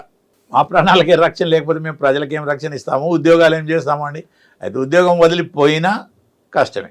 ఆయన కూడా యాదగిరి గారు కూడా ఫ్యామిలీకి ట్రైన్ ఎక్కించడానికి వచ్చినప్పుడు కదా. మద్రాస్ ఎక్స్ప్రెస్ సరిగ్గా 7 గంటలకి 7:30కి వస్తుంది. అప్పటికి ఒక లాకప్ డెత్ అయింది అక్కడ పాపం, బ్యాడ్ లక్. మడికొండ నుంచి సుదర్శన్ ఎవరో ఉన్నాడు, చాలా రోజుల తర్వాత అతను దొరికినాడు. వాడు ఏదో అండర్ గ్రౌండ్ పోయి అది ఇది వీక్ అయ్యి అది చేసినాడు అంటే దాంట్లో మేస్టిల్ ఎంక్వైరీ అయింది, అన్నయ్యనే కష్టపడ్డారు. మాకు మేస్టిల్ ఎంక్వైరీలు అంటే భయం ఏంటి, అప్పుడు ఈ తహసీల్దార్లు సరిగ్గా రాకపోయేవాళ్ళు, రాయకపోయేవాళ్ళు. ఈ నాగార్జున గారు ఎట్లా చెప్తే మాకు చాలా మేజిస్ట్రేట్ ఎంక్వైరీలు మాకు అగేన్స్ట్గా రాసేవాళ్ళు. తర్వాత ఆడియో చేసి అవి చేసి ఇవి చేసి పోస్ట్ మార్టం దానికి ప్రతీకారంగా యాదగిరి ఇక ప్రెసిపిటేట్ అయింది, లాకప్ డెత్ అయింది. అన్ని జిల్లాల్లో అయినాయి. వరంగల్లో ఒక 3-4 మీద రక్కీ చేసినారు. సంతోష్ కుమారు, నేను, యాదగిరి ఇంకెవరో ఉండరు. యాదగిరి రెడ్డి అయిపోయినాడు పాపం, బ్యాడ్ లక్. 4 టార్గెట్లు ఉన్నా కూడా కొంచెం అరెస్టులు చేసేవాళ్ళం. ఈ రాడికల్స్ను వీటికల్స్ను పోలీస్ స్టేషన్లు ముంగట బట్టలు ఇప్పించి పెట్టడం అది ఇదంతా. ఇప్పుడు అవన్నీ ఇల్లీగల్ అనిపించవచ్చు, అప్పుడు లీగలే. సో యాదగిరి రెడ్డి అనగానే భూస్వామి అంటారు వీళ్ళు. అందులో పేదవాళ్ళు ఎంతమంది లేరండి పాపం, కూలి పని చేసుకునే వాళ్ళు కూడా ఉన్నారు. ఆ కులంలో పుట్టడం తప్ప మా అగ్రవర్ణాలలో పేదోళ్ళు లేరా? మేం కాదా? ఎందుకు లేరు మరే చాలా మంది. ఏదో మమ్మల్ని అగ్రవర్ణము అని ఒక బిరుదు ఇచ్చారు వీళ్ళందరూ. కులం ఏందో. యాదగిరి గారి టార్గెట్ ఎలా జరిగిందండి ఆ రోజు? సో అందరం కొంచెం వరంగల్లో పోలీస్ మీద యాక్షన్ కావాలని ఒక నిర్ణయం ఉంది, ఇంకా వరంగలే బాకీ ఉంది అనుకున్నాం. ఒకటి రామచందర్ గారు ఇంటి మీద దాడి చేసినారు, ఆయన రాలేదు. తర్వాత పాపం ఆయన ఎస్సీ, ఆయన కూడా బాగా పనిచేసేవాడు, ఆయన ఎలాగో తప్పిపోయినాడు. యాదగిరి రెడ్డి అయిపోయినాడు, ఆయన మీద కాన్సన్ట్రేషన్ అయింది. అక్కడ ఒక రైల్వే నుంచి బక్కన్న ఎవడో పిల్లవాడు ఉండే, వాడు తర్వాత ఈ ఆర్కే, వీళ్ళందరూ ఒక టీం ఉండే. ఆర్కే అంటే రామకృష్ణ వాళ్ళ నాన్న ఆర్టీసీలో కంట్రోలర్ చేసేవాడు, బ్రాహ్మణ పిల్లవాడు, Thorrur area. Polytechnic student. Polytechnic was the generating point university కంటే అప్పుడు ఎక్కువ. ఇంజనీరింగ్లు ఇవన్నీ వచ్చి నాకు పాలిటెక్నిక్లోకి ఉద్యోగాలు కూడా తగ్గినాయి కనుక కొంచెం డిస్కషన్లో ఉన్నాడు. తర్వాత ఇంకెవరు, నాగేశ్వరరావు అని ఆల్ ఇండియా రాడికల్ యూనియన్, అక్కడ దక్కనే బ్రాంచ్లు కానీ వీలు పెట్టడం ఆల్ ఇండియాలో ఉందరని బ్రాంచ్ అని చెప్పడానికి. వీళ్ళందరూ పైకి పోయిన వాళ్ళే. అంటే యాదగిరి గారి ఇన్సిడెంట్ సార్ చెప్పండి, ఎలా జరిగింది? యాదగిరి రెడ్డి గారు అప్పటికి లోకల్ పోలీస్ వాళ్ళనే గన్మెన్లుగా పెట్టుకున్నాం. ఏదో ఒక గన్ పట్టుకుని వాడు వస్తుండే, రైటర్ మేము పోకుండా. ఆ రోజు నాకు కోర్టుకు వచ్చినాము. కోర్టుకు పోతే అన్న ఆర్ఈసీలో పని ఉంది అంటే, అన్ని జిల్లాల్లో అయిందన్న, ఇద్దరం మాట్లాడుకున్నాం. అన్ని జిల్లాల్లో అయిందన్న, మనం కొంచెం జాగ్రత్తగా ఉందాం, కొద్ది రోజులు ఇక బాకీ వాళ్ళకి వరంగలే మిగిలిందంటే, నేను స్కూటర్ మీద వచ్చింది ఇంకా. ఆ రోజు ఆయన ధైర్యం చూడు యాదగిరి రెడ్డిది. ఏమన్నారు? జీప్ ఉంది, కానిస్టేబుల్ ఉన్నారు ఎంబడి, కానీ కోర్టులో పని ఉందని స్కూటర్ మీద వచ్చిండు యాదగిరి రెడ్డి. అన్న ఒక్కనే తిరుగుతున్నావు, జాగ్రత్త అని చెప్తే, ఏదన్నా ఇంకుంటా నేను కూడా అలర్ట్ చేసుకోవాలి, కొంచెం నాకు కూడా అనుమానం వస్తుంది. అది ఆయన దగ్గర ఒక లాకప్ డెత్ అయింది కదా, వాడు కడిపికొండ వాజ్ రెడ్ విలేజ్ అప్పుడు. దానికి బదులా కావచ్చు, ఏదైనా కావచ్చు. సంతోష్ ఒకటి యాక్టివ్ ఉన్నాడు. నా 1-2 ఏదో ములుగులో నాకు ఎన్కౌంటర్ ఏదో అయింది అప్పుడు నరసాపూర్లో. ఇప్పుడు మీరు భూపాలపల్లి పోతుంటే 2 సమాధులు కట్టి ఉంటాయి, అక్కడ మాకు ఎన్కౌంటర్ అయింది అప్పుడు. అది చిన్నది. తర్వాత యాదగిరి రెడ్డి కూడా జాగ్రత్తగా ఉంటాన్నాడు. ఆరిసిపోతా అంటే కూడా వద్దన్నాం. ఆ రోజు సాయంత్రం ఆయన ఫ్యామిలీ పోదామని, ఖమ్మం పోదామని, ఖమ్మం దగ్గర వాళ్ళ ఊరు పుల్లూరు ఏదో ఉంది అంటే పంపిద్దామని పోయిండట. పోతే ఆ నిచ్చెన ల్యాడర్ ఉంటాయి కదా పైన, వంతెన బ్రిడ్జ్, అక్కడ పెట్టి వస్తుంది జనరల్ కోచ్ ఏదో కోచ్ వస్తుంది అని అక్కడ వాళ్ళు నిల్చున్నారట. 2 కానిస్టేబుల్ కూడా ఉన్నారు, కుమారస్వామి ఇంకెవరు పేరుంది, చారి, యాదగిరి స్వామి. వాళ్ళు ఉంటే పైనుంచి ఒక బాంబు వేసినారు, కింద 2 ఉన్నారు. బాంబు అటు చూస్తుంటే పక్కలు కాల్చేసి పారిపోయినారు. దాంట్లో పులి అంజయ్ అని ఒకతను వచ్చిండు, అప్పుడు బీడీ చదవడానికి వచ్చిండు. ఏ జిల్లానో, ఆదిలాబాద్ కన్నారు. అతను తర్వాత స్టేట్ ప్రెసిడెంట్, ఏదో స్టేట్ సెక్రటరీ అయినాడు పులి అంజయ్ అని. నాకు కూడా ఒకసారి మిస్ అయింది కానీ. సో వాళ్ళందరూ ఇన్వాల్వ్ అయినారట. అంటే భార్య ముందే జరిగింది. భార్య పాపం, ఆమె తెలియదు పడిపోయింది అప్పుడు. అరవిందరావు గారు ఎస్పీ పరిగెత్తిపోయినాడు స్టేషన్కు, ఎవరు పోలేదు, ఇల్లు అయిపోయింది పాపం. గవర్నమెంట్ చాలా సీరియస్గా తీసుకున్నది. అయితే అప్పటికి బాగా కసి వచ్చిందా? ఇక కసి అంటే ఆ ఏడుపులు చూస్తే మాకు ఏడుపు వస్తుంది, నీ అమ్మ కోపం వచ్చింది. వీళ్ళేంద్ర కొడుకులు తుపాకులు ఇంత మేము ఉంటే మమ్మల్ని చంపితే ప్రజలకి ఎవడు దిక్కు, దేవునికి ఎవడు దిక్కు, మా కుటుంబాలకి ఎవడు దిక్కు కదా అనుకున్నాం. కానీ యాక్చువల్గా మేము తలుచుకుంటే ఎంతోమందిని ఇల్లీగల్గా తీసుకుపోయి చేయొచ్చు, అట్లా జరగలే. ఆఫీసర్లు చాలా స్ట్రిక్ట్ ఉండేవాళ్ళు. దొరగారు డిఐజీ ఇంటెలిజెన్స్ అనుకుంటా, వరంగల్ డిఐజీ చేసి పోయినాడు. వరంగల్లో కూడా వాళ్ళని మార్చాలని చాలా రిఫార్మ్స్ తీసుకొచ్చినాడు. వాళ్ళది కూడా రాడికల్స్ పార్టీలు ఎట్లన్నా మనకు కూడా ఒక పోలీస్ టీం పోలీసుల తరఫున కూడా టీం పెట్టేసి వాళ్ళని మంచి ఫామ్లో తీసుకొచ్చి ఊరూరా జానపద తిప్పినాడు. అవును. జన కళా జాతర బృందాలు కళా బృందాలు పెట్టారు. కళా బృందాలు ఊర్లో తిప్పేవారు. అది వాళ్ళకి పోలీస్ స్టేషన్స్ కూడా అవి ఇచ్చి బాగా చేసిన రిఫార్మ్స్, కానీ వాళ్ళ మీద పని చేయలే అది. సో దీని మీద చంపంగానే గవర్నమెంట్ బాగా ప్రెస్టేజ్ తీసుకున్నారు. అప్పుడు మాకన్నారు, సీఎం గారు కూడా చాలా కోపానికి వచ్చినారు. ఇంత రైల్వే స్టేషన్లో జరిగితే మరి ప్రజలకు ఎక్కడ రక్షణ ఉంటుంది అది అని చంద్రబాబు గారు అనుకుంటున్నాను. సో అది గొడవైంది, దానికి కౌంటర్ ఏదో అయిపోయింది. తెల్లారి అదొక పెద్ద దెబ్బ తగిలింది వాళ్ళకు. అంటే ఆ డెడ్ బాడీ అంత్యయాత్రలో ఒక ఇన్సిడెంట్ జరుగుతుంది. ఒక ఆర్ఎంపీ డాక్టర్ ఆర్ఎంపీ కాదు, పీడియాట్రిషియన్ అట. ఇప్పుడు శత్రువు యుద్ధము రెండే ఉంటాయి. నేను డాక్టర్ను, నేను పూజారిని, మా నాయన పూజారి, అది ఇది అంటే ఓడుకుంటాడు, నన్ను చంపకుండా విడిచిపెడతారా? అది అప్పటికి చాలామంది మారినారు. మేము చాలా వందల మందిని సరెండర్ చేయించినాం. కొంతమందిని వీళ్ళు చంపినారు, కొంతమందిని కొట్టినారు. మరి అది అయిందని అప్పుడు రిపోర్ట్ రాసినారు. అంటే యాదగిరి గారి ఇష్యూ తర్వాత నెక్స్ట్ డే జరిగిన ఇన్సిడెంట్తో వాళ్ళకి పెద్ద దెబ్బ, పోలీసు కూడా ప్రెస్టేజ్గా తీసుకుంది. అంతే. ఇంకా అక్కడి నుంచి war. It was the war not against the government. It may be against the government, but particularly the police. Okay. వాళ్ళు మొత్తం పోలీసులను చంపుదాం అనుకున్నారేమో. గుళ్ళల పైన కానిస్టేబుల్ కాదు, ఆర్ముడు ఏదో ఎక్స్చేంజ్ ఆఫ్ ఫైరింగ్, అది వేరు. వాళ్ళు ఎవరు దొరికితే వాళ్ళని చంపడం స్టార్ట్ చేసినారు. దానికి బదులా ఇది ఒకటి అయింది. అయినాక కొంత కామ్ అయింది, కానీ గవర్నమెంట్ ఆగలేదు. చలో వాళ్ళని చేంజ్ చేయాలి, విపన్స్తోనే వాడు ఉండకూడదు, వాడు ప్రజలను చంపే ఉద్యమం ఆగాలి, దాన్ని ఒక కట్టెల స్థితికి తీసుకురావాలి. ప్రజలను కూడా చాలామందిని చంపినారు. జడ్పీ చైర్మన్, ఒకతను మార్కెటింగ్ చైర్మన్ రెడ్డి ఉమారెడ్డి ఏదో ఉంది అక్కడ వరంగల్ గ్రెయిన్ మార్కెట్లో 100 మంది 1000 మంది రైతులు ఉంటారు.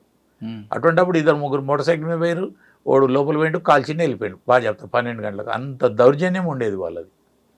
అంటే వరంగల్కు ఇతర జిల్లాలకు నేను పోలికి చెప్పినాను కదండి, ఇంజనీరింగ్ కాలేజీలు ఇవన్నీ చేయబట్టి ఇక్కడ టెర్రరిజం బాగా పెరిగింది, నక్సలిజం. ఆ టైంలో వెపన్స్ ఎక్కడ వచ్చే వాళ్ళకు స్టార్ట్ అయినాయి. కొన్ని నాటి వచ్చినాయి, దొరికిన వాటిలలో నేను చెప్తున్నాను ఎక్కడి నుంచి వచ్చేటి. నాకు అంతా నేను ఎస్ఐబి ఇవన్నీ పోయేదాకా నేను పెద్ద స్టడీ చేయలేదు వాళ్ళ గురించి. కొన్ని నాటి వచ్చినాయి, కొన్ని 9mm పిస్టల్స్ పోలీసుల దగ్గర తీసుకునే వచ్చినాయి, అవన్నీ వచ్చినాయి అప్పటికి. సో అలా జరిగింది. అంత వైలెన్స్ ఉండేది. ఈవెన్ హైగ్రీవాచార్య గారిని చంపినారు. అరే నా పోలీస్ స్టేషను సాయంత్రం దాకా గొడవ అయింది. సాయంత్రం దాకా వాళ్ళు స్ట్రైకులు చేసినారు, ఇచ్చేసినారు, ఫైరింగ్ చేసి అదంతా లొల్లైంది. అంత అయినాక పోలీస్ స్టేషన్ అంటే అదేదో పెద్ద కోట కూడా కాంపౌండ్ వాళ్ళు పక్క బిల్డింగ్ కాదు. ముస్లిం వారి వీధిలో చిన్న బిల్డింగ్ కాంట్రాక్ట్ కిరాయి తీసుకొని కలెక్టర్ ఆఫీస్ ముందు ధర్నాలకు ఇమీడియట్గా అటెండ్ కావాలని ఒక పోలీస్ స్టేషన్ పెట్టినారు.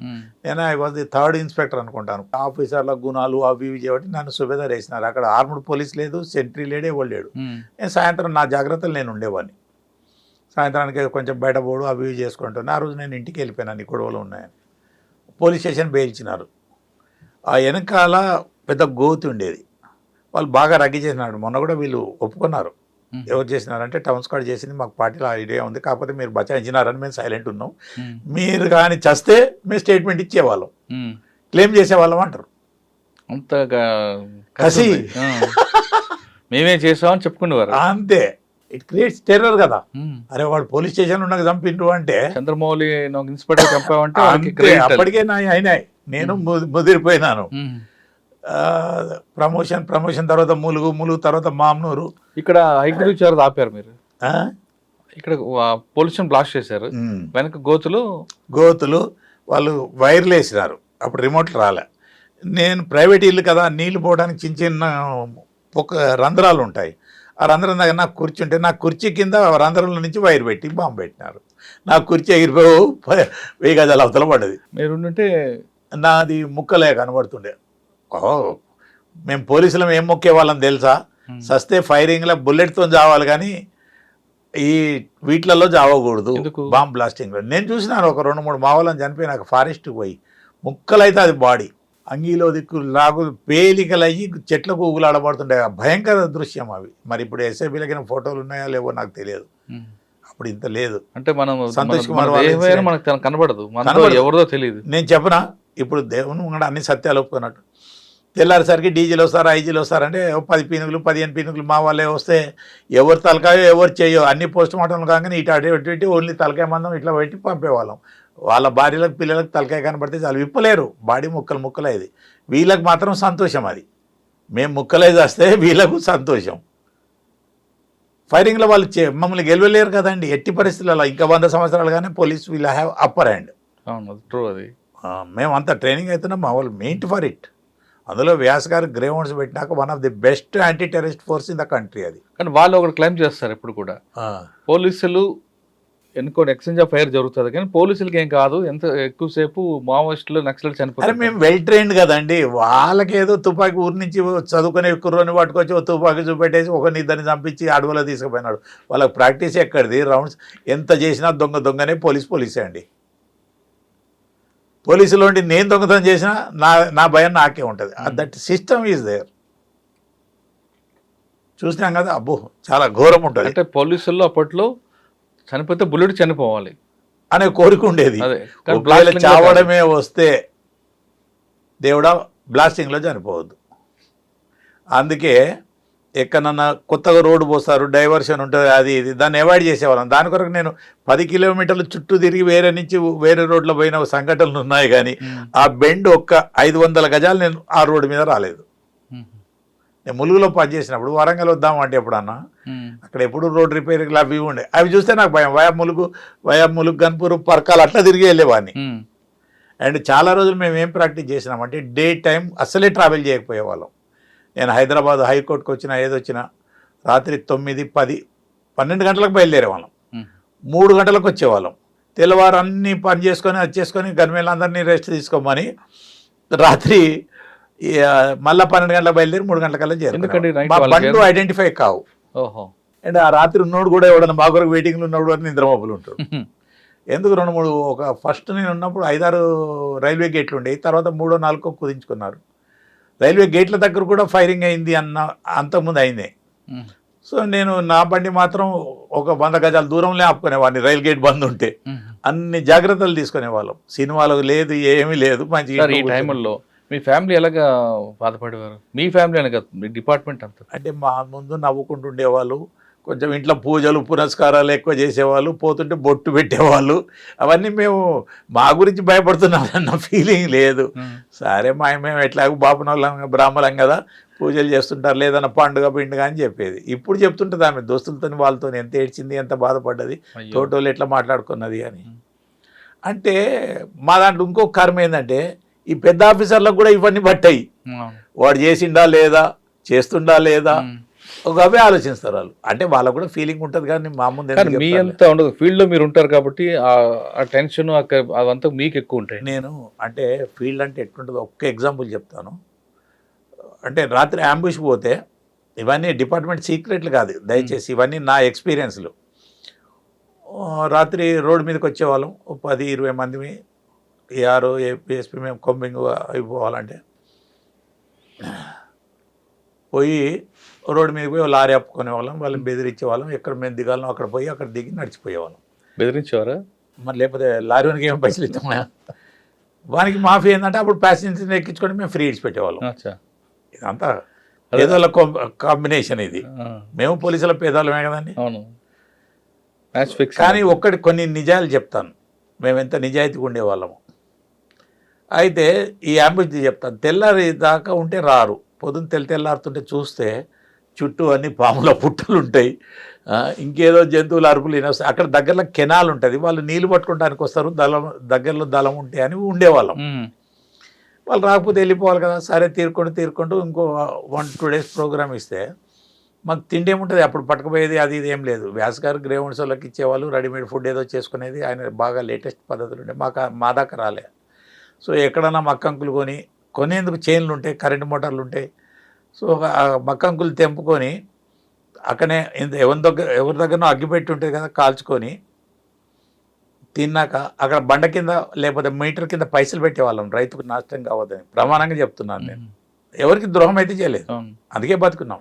కానీ ఒకసారి అదేం కూడా ఇప్పుడు అదైంది, మా అవుట్ పోస్ట్ ఉండే తాళ్ళగూడెమా అదేదో, అక్కడి నుంచి 3 రాష్ట్రాల సరిహద్దు అని ఇంతకుముందు చెప్పినాం. పెద్ద ఓపి ఉండేది అడవిలో. కొయ్యూరు రొయ్యూరు తర్వాత తుపాకులగూడెం దగ్గర క్యాంప్ ఉండేది.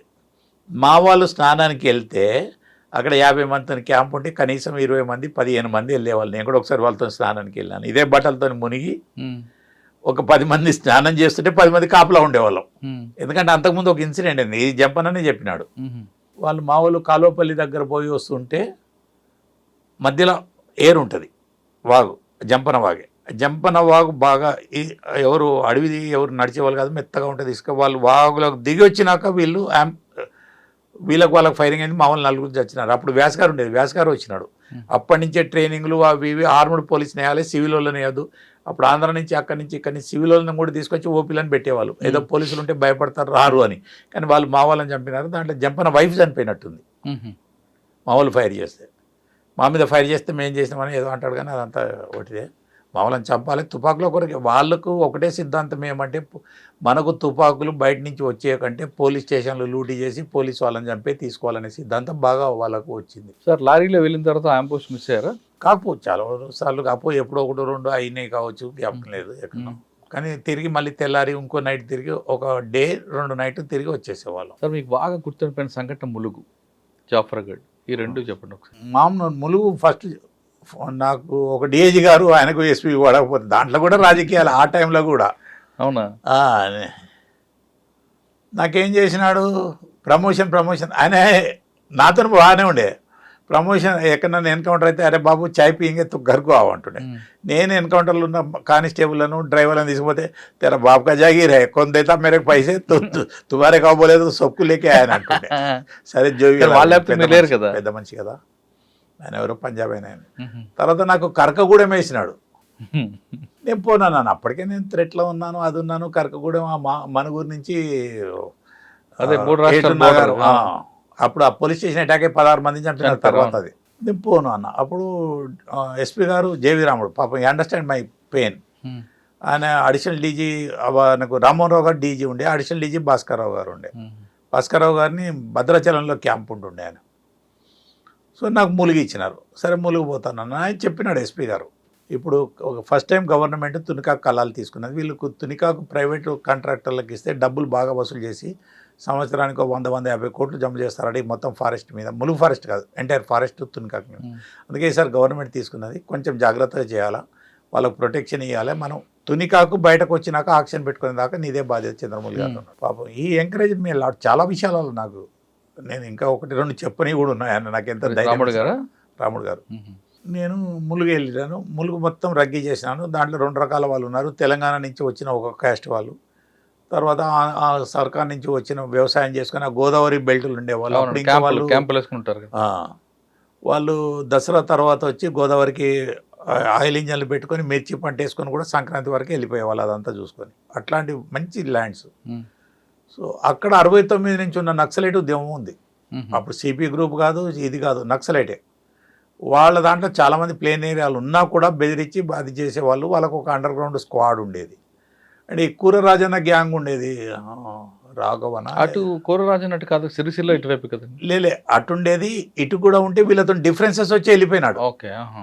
రామచంద్రన్ గ్రూపా ఏదో అంటారు, యాంటీ రామచంద్రన్ గ్రూప్ ఏదో ఉండేది.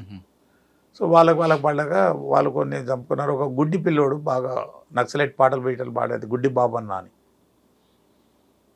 అతను కూడా వాళ్ళు చంపుకున్నారు రైవలరీలో. అతను ఇప్పుడు ఒక గంటన్నర దాకా మోటార్ సైకిల్ మీద తిప్పినాక ఇప్పుడు ఎక్కడున్నామంటే చెప్పేవాడు, పుట్టుగుడ్డి మరే అక్కడ నోటెడ్ ఉండే. అప్పుడు అటువంటి కూడా చంపుకున్నారు వీళ్ళు. గ్రూపిజం, రైవలరిజం, సిద్ధాంతాలు అన్నీ మర్చిపోయినారు. ఓన్లీ బలము, తుపాకులు, మర్డర్లు, డబ్బు. ఓకే. ఆ రోజు ఏం జరిగిందంటే ములుగులో నేను బాగా తిరిగినాను, అది చేసినాను. ఒకసారి ఒక ఐజీ గారు వచ్చి అక్కడ పసరా పోలీస్ స్టేషన్లో మీటింగ్ పెడితే వీళ్ళు అది చేసినారు, విప్లవం వర్దిల్లాలి అది ఇది అని పెడితే అక్కడి నుంచి వాళ్ళ వెంబడి కూడా పడడం మొదలైంది. వాళ్ళందరూ అవుట్ అయినారు. మాలకొండయ్య గారు వేసుకున్నప్పుడు అంతిరెడ్డి వైఫ్ ఏం పేరు ఉండే, కొమలక్క వాళ్ళు పోయినారు. తర్వాత అంతిరెడ్డి కూడా పోయినాడు. అది క్లీన్ అయిపోయింది. ఇక ఇప్పుడు సిపి గ్రూప్ లేదు. అప్పుడు వీళ్ళు ఇటు ఏటు నగరం గోదావరి దాటి వీళ్ళు వచ్చి మొదలుపెట్టినారు. మాకు చిన్న కొండన ఏటు నగరం కంటే ముందు అక్కడ ఒక పెద్ద ఎన్కౌంటర్ అయింది. దాంట్లో గ్రెనేడ్స్ కింద ఫస్ట్ టైం యూజ్లోకి వచ్చినాయి. అప్పటి నుంచి ఇంకా మేము అలర్ట్ అయినాం. అంటే మా దగ్గర ఇప్పటికీ గ్రెనేడ్స్ ఉన్నాయని నేను అనుకున్నాను. మేము మాత్రం ఎప్పుడు వాడలేదు. ఇక ములుగు తర్వాత ములుగులో నాకు కొంచెం థ్రెట్ అనిపించింది. ల్యాండ్ మైన్స్ బాగా వచ్చినాయి అప్పటికి. తిరిగినా క్లీన్ చేసినాక 4 నెలలు 6 నెలలు ఉన్నాను. జేవి రాముడు వాళ్ళే మళ్ళీ ఇక్కడ మామ్నూరు ఇచ్చినారు. మామ్నూరు వచ్చే వరకల్లా ప్లేన్ ఏరియా స్క్వాడ్స్ 2-3 వచ్చి చంపడం, నిరాయుధులను చంపడం. ఒకతను కోదండ రామరెడ్డి అని ఉండే అదేదో ఊరు, అతను పెళ్ళైనాక 4వ రోజే చంపేసినారు. దాంతో కొంచెం మామ్నూరులో కూడా కాన్సన్ట్రేషన్ చేయాల్సి వచ్చింది. ఒకరోజు ఏమైందంటే ఒక ఫ్రెండ్ వచ్చినాడు, ఇప్పుడు అమెరికాలో సెటిల్ చేసినాం అతన్ని, జాఫర్గఢ్ కాదు, నేటివ్ రఘునాథ్పల్లి జనగాం ఏరియా. సాయంత్రం దాకా మధ్యాహ్నం 3-4 గంటలకు వచ్చినాడు, సాయంత్రం దాకా నాతో గడిపినాడు, వెళ్ళిపోతున్నానే వెళ్ళిపోయినాడు. వాళ్ళ ఫాదర్ ఆ కాలంలోనే డాక్టర్ ఏదో చదివి విడిచిపెట్టి ఊర్లో సేవ చేసినాడు. పిల్లలందరూ అమెరికాలో సెటిల్ అయినారు, ఈయన ఒక్కడు ఇక్కడ ఉండే తండ్రి దగ్గర. అయితే ఆ రోజు నేను జాఫర్గఢ్లో దళం వస్తుంది అంటే నేను మా వాళ్ళం పోయినాము. పోయేసరికి ఇన్ఫార్మర్ వచ్చినాడు. జాఫర్గఢ్ కోట చాలా పెద్దది. ఆ కోట ఎంట్రన్స్లో ఉంటే వచ్చి ఏమైంది అంటే, సార్ ఎవరో సర్పంచ్ అట అతన్ని చంపడానికి పోయినారు అన్నాడు. అతను ఎవరో కాదు, ఈ నా ఫ్రెండ్ ధర్మారెడ్డి అని, రేపు రాత్రి వస్తున్నాడు అమెరికా నుంచి. సో అతను చంపడానికి పోయినారంటే, అరే ఇప్పటిదాకా నాతో నేను చంపితే ఎట్లా, అప్పుడు నేను జనగాం చెప్పాలి, గన్పూర్ చెప్పాలి, సెట్లు డైరెక్ట్ వచ్చేవి కావు. నేను జనగాం వాళ్ళు గన్పూరు వరంగల్ చెప్పే పరిస్థితి ఉండే. తర్వాత డెవలప్ అయినాయి ఇవన్నీ. ఇక నేనే వెళ్ళిపోయినాను. ఇక ఇప్పుడు అన్నీ అందరికీ చెప్పి నేను ఎస్పీకి చెప్పి అవన్నీ కాదని నేను డైరెక్ట్ వెళ్ళిపోతే, వాళ్ళ ఇంటి ముందు రైల్వే ట్రాక్ ఉంది, అక్కడ గేట్ ఉంది, గేట్ అని అడిగినాను. అంటే కొంచెం రిస్క్ తీసుకొని పని చేయాలి పోలీసులు అని నా ఉద్దేశం. డైనమిజం ఉండాలి దేనికైనా. అయితే గేట్ అని అడిగితే ఇంకా రాలేదు సార్ అన్నారు. ఆ గేట్ దగ్గరనే ఆపినాను అతన్ని. ఎవరిని? ఈ మా ఫ్రెండ్ను, ధర్మారెడ్డిని ఆపి, అన్న నీ కొరకు స్క్వాడ్ వచ్చింది, ఊర్లో ఎక్కడో ఉంటుంది, ఆల్రెడీ ఉంది, నువ్వు వద్దు మనం పోదాం, కొంచెం సేపు ఉంది అని. ఊరిలో ఏదైనా కదలికలు అవన్నీ లేకుండా అయినాక 3 తర్వాత వాళ్ళ ఇంటికి తీసుకుపోయినా.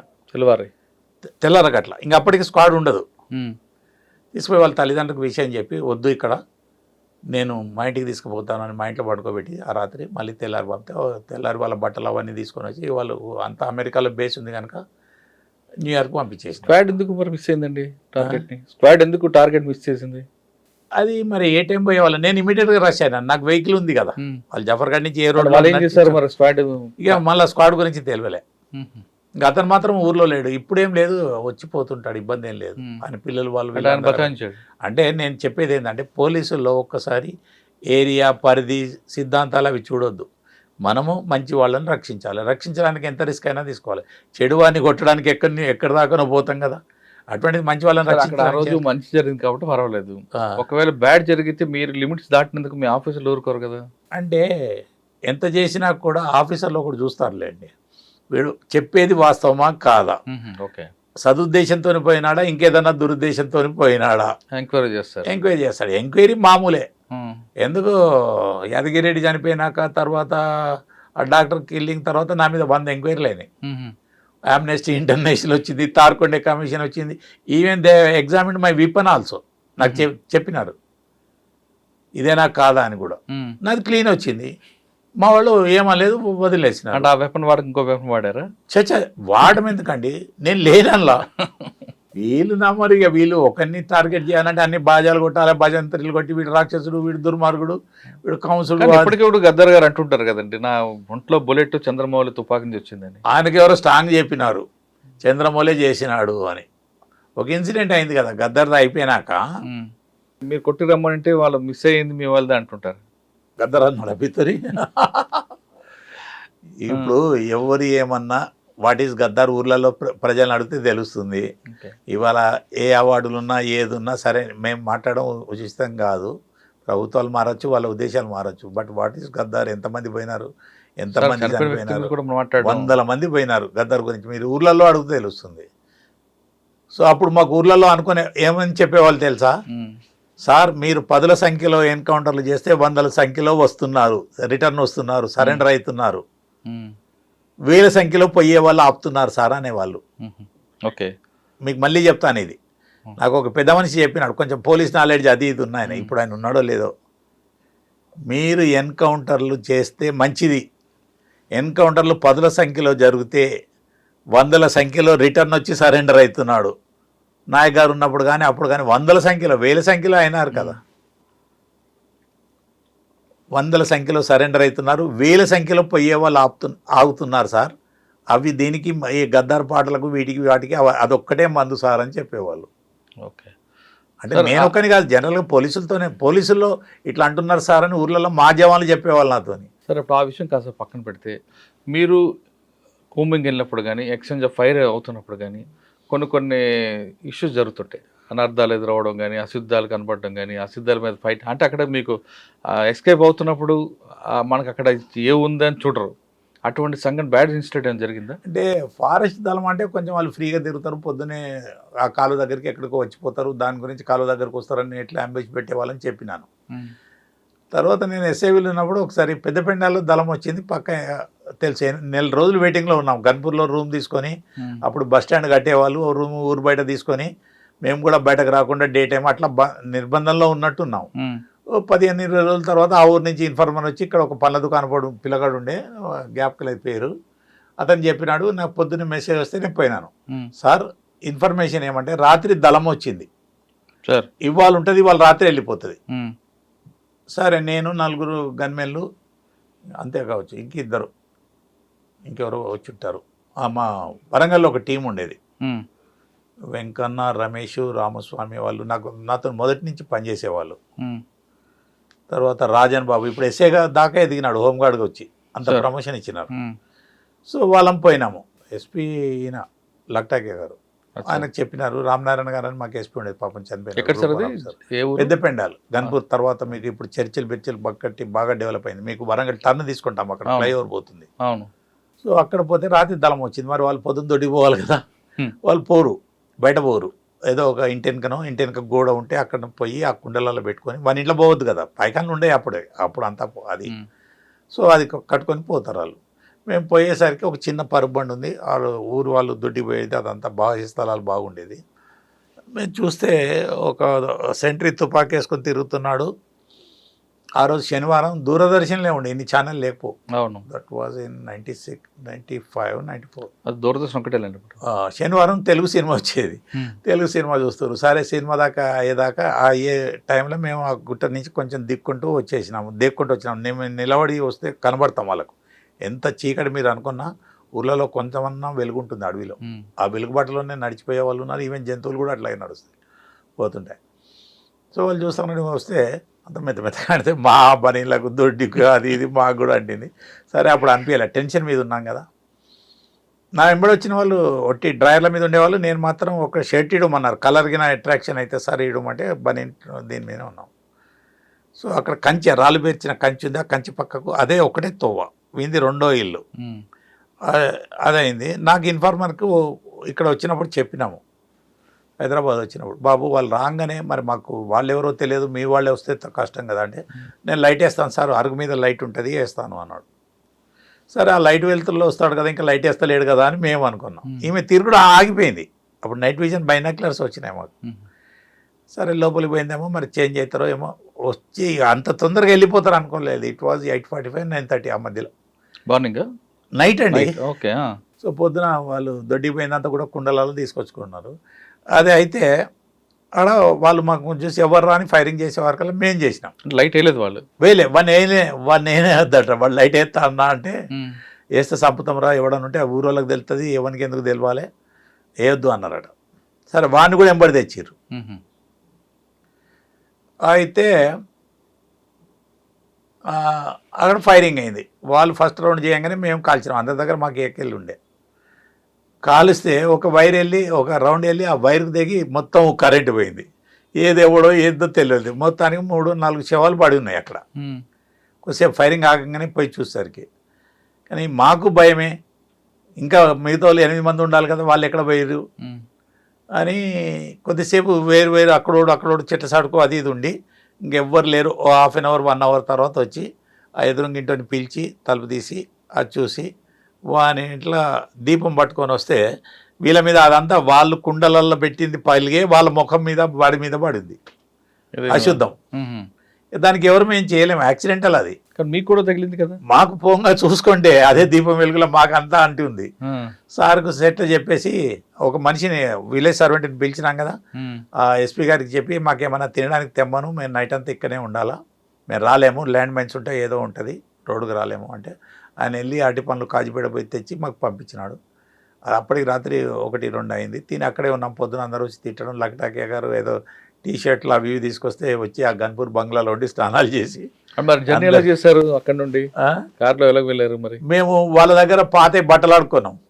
మరి బండిలో కూర్చుంటే కంపు అదే జీబులు అతుక్కుంటాయని ఆ బట్టలు వేసుకొని కూర్చున్నాం. దేవుడా ఇంకా అంతే, చెప్పుకుంటే సిగ్గుపోతుందో నవ్వుతారు జనాలు, కానీ తప్పదు. ఒక్కొక్కసారి అట్టి కొన్ని ఊహించని పరిస్థితులు వస్తాయి, దాన్ని తప్పుకోవాలి. కానీ when problem is imminent, face it. And అలాంటి సంఘటన ఉన్నాయా మీకు? ఇది మాకే అయింది కదా పెద్దపెండాలి, అయింది. అప్పుడు బట్టలు వేసుకొని జీబులు అంటకుండా తీసుకొచ్చి ఆ గన్పూర్లో పైప్ పెడితే వాడు ఎవడో వాచ్మెన్ అందరం స్నానాలు చేసి లోపలికి పోయి సార్ పంపించిన బట్టలు ఇట్టలు తీసుకొని వచ్చి ఆలేరు లేదో టిఫిన్ చేసుకొని వెళ్ళొచ్చినాం. ఒక్కసారి ఇంకెక్కడో మక్క పేలాలు తిన్నాం. నర్సంపేటలో ఎక్కడో ఎన్కౌంటర్ అయితే వస్తుంటే ఎవడు ఏం దొరకలేదు. ఇప్పుడు మక్క పేలాలు అమ్ముతుండే 50 రూపాయలకు 60 రూపాయలకు మక్క పేలాలు కొనుక్కొని తినొచ్చు. సార్ ఇటువంటి సంఘటనలు అయిన తర్వాత ఇంటికి వచ్చి ఒక రోజు 2 రోజులు అయిన తర్వాత ఇంటికి వస్తారు. ఇంటికి వచ్చాక మేడంతో మాట్లాడుతుంటారు. మాట్లాడినప్పుడు ఇవన్నీ కూడా చెప్తున్నప్పుడు ఆవిడ ఫీలింగ్స్ ఎలాగుంటాయండి? అది జరగకముందు ఎక్కడో ఎన్కౌంటర్ అది వాళ్ళని అడిగిందని అయ్యాం. వాళ్ళకి ఎప్పుడన్నా మీరు స్పెషల్ ఇంటర్వ్యూలు పెట్టండి. ఇప్పుడు వాళ్ళకు ఓల్డ్ ఏజ్ మా అందరికి వచ్చింది కనుక మేమంటే భయం పోయింది, గౌరవం పోయింది, ఉద్యోగం కూడా పెన్షన్ అయింది కనుక అప్పుడు వాళ్ళ ఫీలింగ్స్ చెప్పొచ్చు. మా మిసెస్ ఒక్కసారి ఎవరు పేపరు విలేకరు వచ్చి అడిగింది, ఎప్పుడు తెలంగాణ ఉద్యమం అప్పుడు లాఠీ చార్జీలు అయితే వాళ్ళ ఇళ్లలో నుంచి పోతే మా ఫీలింగ్స్ ఎట్లుంటుందో అని కొంచెం అప్పుడు ఏడ్చింది. అట్లా ఏడ్చుకుంటూ వాళ్ళు అట్లాగే రాసినారు. అది నా దగ్గర కటింగ్ ఉన్నట్టుంది. అది విని తెల్లారి పేర్వరరాములు డీజీ గారు, ఇది మీ మిసెస్ ఇచ్చిన ఇంటర్వ్యూ కదా చంద్రమౌళి అన్నాడు. ఆయనకు తెలుసు మేము ఎంత కష్టపడతాం. ఆయన కొంచెం మా ఫ్యామిలీతో సంబంధాలు ఉండేవి. మేము జనగాంలో ప్రొఫెషనల్ కాబట్టి. సార్ మీరు వరంగల్ ఆ ప్రాంతంలో ఎక్కువగా పనిచేశారు కాబట్టి అక్కడ చాలామంది లెజెండ్స్ పనిచేశారు, పోలీస్ ఆఫీసర్, ఐపీఎస్ ఆఫీసర్లు. అటువంటి వాళ్ళనే వేసేవాళ్ళు. అందులో మీకు బాగా కనెక్ట్ అయిన ఆఫీసర్లు ఎవరండి? అందరూ అయినారు, అబద్ధం ఎందుకు. అరవిందరావు గారు, అనురాగ్ శర్మ గారు. కానీ ఒక ఆఫీసర్ ఏదైనా జరిగితే వెంటనే నేను లేను అని చెప్పేవారట కదా. ఇక ఆయన ఎస్పీ ఇప్పుడు వెళ్ళిపోయినట, డిపార్ట్మెంట్లో రిటైర్ అయ్యి కూడా. ఆయన ఎందుకులే, ఆయన మాకంటే ఎక్కువ నాయకులతోనూ పై అధికారులకు బాగా చెప్పేవాడు. ఏమని? ఓ నేను ఇట్లా చేసినా అట్లా చేసినా అని చెప్పుకున్నాక తర్వాత ఇది చెప్పేవాడు. నేను చెప్పినాను కదా ఇదివరకు ఇంటర్వ్యూలో, ఒక దళం వస్తే కొట్టడానికి పోతే నాకు స్క్వాడ్ కావాలంటే ఇంట్లో అలా పనిచేసే వాళ్ళు బార్బర్ కానిస్టేబుల్లను, హోమ్ గార్డ్లను వాళ్ళని ఇచ్చినాడు. అక్కడ పోతే నాకు దళం మిస్ అయింది. దొరగారు చాలా కోపానికి వచ్చినాడు అప్పుడు డీజీ గారు. నువ్వు పోవడం ఏంది, దళం మిస్. అందులో వాళ్ళు పీపుల్స్ వారు కూడా కాదు, కెనాల్ నుంచి వచ్చినారు, కెనాల్ దాటగానే కూర్చున్నారు. మేము మంచి కొట్టేవాళ్ళం వాళ్ళను. ఈయనకు అనుభవం లేక ఒక్కొక్కసారి కొన్నిసార్లు గవర్నమెంట్ సడన్గా చేంజ్ అయితే ఎవరో పైరవ్ చేసుకొని వస్తారు. ఒకతను నాన్ కన్ఫర్మ్డ్ ఐపీఎస్ ఆఫీసర్ వచ్చినాడు, ఒకతను ఆర్టీసీలో పనిచేసి ఆయన ఓఎస్డీకి వస్తే ఎట్టుంటుందండి. ఇప్పుడు ఓఎస్డీగా ఖచ్చితంగా డైరెక్ట్ ఐపీఎస్ వాళ్ళనే వేస్తారు. ఆ జీలు ఉండాలి ముందు. కొత్తగా వచ్చినప్పుడు భయం కూడా ఉండకూడదు కదండి. భయం కూడా ఉండకూడదు కదా. భయం కూడా ఉండకూడదు. ఒకసారి అతుల్ సింగ్ గారు అని నిజామాబాద్లో పనిచేస్తాడు, ఇప్పుడు ఏసీబీ డీజీ ఆంధ్రప్రదేశ్. నిజామాబాద్లో ఒక ఫైరింగ్ అయింది. అక్కడ వాళ్ళ దళం ఉందని వాడు అక్కడి నుంచే సెటిల్ చెప్పిండు. మేము పోతే ఆయన మంచి యాక్ట్ చేసినాడు. చంద్రమౌళి మనం ఇంటి మీదకి పోవద్దు, ఇంటి పక్క నుంచి ఇల్లు గేరా చేసి ఇంట్లోకి గ్రెనేడ్స్ ఇస్తుదాం, వాళ్ళు ఎవరన్నా ఉంటే బయటకు వస్తే ఫైరింగ్ అయితే అప్పుడు చూద్దాం అన్నాడు. అప్పటికే దళం వెళ్ళిపోయింది, కాలేదు. అంత జాగ్రత్తలు తీసుకుంటారు వీళ్ళు. కమిట్మెంట్ ఉండాలి అక్కడ. నేను ఎస్ఐ నుంచి వచ్చిన వాళ్ళ, గ్రూప్ 1 నుంచి వచ్చిన వాళ్ళ, ఐపీఎస్ అని అడగను. ఏ ఉద్యోగం చేస్తే ఆ కమిట్మెంట్ ఉండాలి. కొంచెం ఓల్డ్ ఏజ్ వచ్చే వరకు బరువు బాధ్యతలు, కుటుంబాలు, అందులో దగ్గరున్న ఊరు వాళ్ళు. ఇప్పుడు చిన్న చిన్న రాష్ట్రాలు అయినాక ఐపీఎస్ లోకల్ స్టేట్ వాళ్ళతో ఒక ఏజ్లో కాకపోతే ఒక ఏజ్లో వాళ్ళకు సెల్ఫ్ ఇంట్రెస్ట్లు పెరుగుతాయి కదండి. సార్ మీరు అతుల్ సింగ్ గారు గురించి చెప్పారు, తర్వాత జేవీ రామ్, అనురాగ్ శర్మ గారు చెప్పారు కదా. ఆయన కిందికుంట ఆయన దగ్గరప్పుడు ఎవరండి, వరంగల్ కిందిగుట్ట అనుకుంటారు అనురాగ్ శర్మ గారేనా అప్పుడు? కిందిగుట్ట ఎక్కడైంది? వరంగల్లో కిందిగుట్ట. గుట్ట కాదు, ఇవి అండర్ రోడ్ది పద్మాక్షమ్మ గుట్ట. అప్పుడు ఆయన ఉన్నప్పుడేనా ఆ రాళ్ళ కింద పక్కలోంచి వెళ్ళడం. సరే ఇటువంటి ఆఫీసర్ చూసారు మీరు? వాళ్ళు కూడా నడిచి వచ్చేవాళ్ళు. ఎస్పీ గారులు ఎవరున్నా కూడా అందరు డైరెక్ట్. నా అదృష్టం ఒకటి ఏం తెలుసా, ఇప్పుడు నేను ఎన్నో పనులు చేసుకుంటున్నాను కదా ఆంధ్రలో. ఫస్ట్ వచ్చిన ఎస్పీ జేవీ రాముడు దగ్గర నుంచి మొన్న ఆర్టీసీ నుంచి వచ్చిన ఆయన ఆయన కంటే ముందున్న వాళ్ళ దగ్గర దాకా అందరూ నాతో చేసిన వాళ్ళే. సాంబశివరావు గారు వాళ్ళు, సాంబశివరావు గారు కానీ, మాలకొండయ్య గారు కానీ, జేవి రాముడు గారు. జేవి రాముడు గారు కానీ, గౌతమ్ సవాంగ్ కానీ. సార్ గౌతమ్ స్వామి గారి రోల్ ఏంటండి వరంగల్లో? వరంగల్ బాగా చేసినాడు. ఆయన అంతా ఫారెస్ట్ ఏరియా నుంచి వచ్చినాడు కనుక ఫారెస్ట్ అంటే, కాకపోతే ఆయన ఎప్పుడు జీవో కారు ఎక్కకపోయేది, మోటార్ సైకిల్ మీద జవాన్లతో వచ్చేది. ఒకసారి నైట్ మహబాద్ నుంచి అట్లా వస్తున్నాడు మోటార్ సైకిల్ మీద, పెడిలని చెట్టు పడది, చెట్టు వాగుల చెట్టు పడితే వాళ్ళే కొట్టేసినారు, మా మీద ఫైరింగ్ అని దబ్బుకుని మోటార్ సైకిల్ అక్కడ వారేసి తీసుకొని జవాన్ దగ్గర రైఫిల్ తీసుకొని తను ఫైర్ చేసినాడు. బాగా యాక్టివ్ ఆయన. అక్కడ మంచి వాళ్ళనే ఇస్తారండి వరంగల్ దాకా. ఒక ఆఫీసర్ ఏబి వెంకటేశ్వర గారు లాంటి ఆఫీసర్ ఆయన కూడా బాగా తిరిగేవాడు. ఆయన సమస్య పరిష్కారం కోసం ఆయన చేసిన విత్తనాలు వేస్తే తర్వాత వచ్చిన ఆఫీసర్ ఆ ఫలాలు అందుకున్నారట.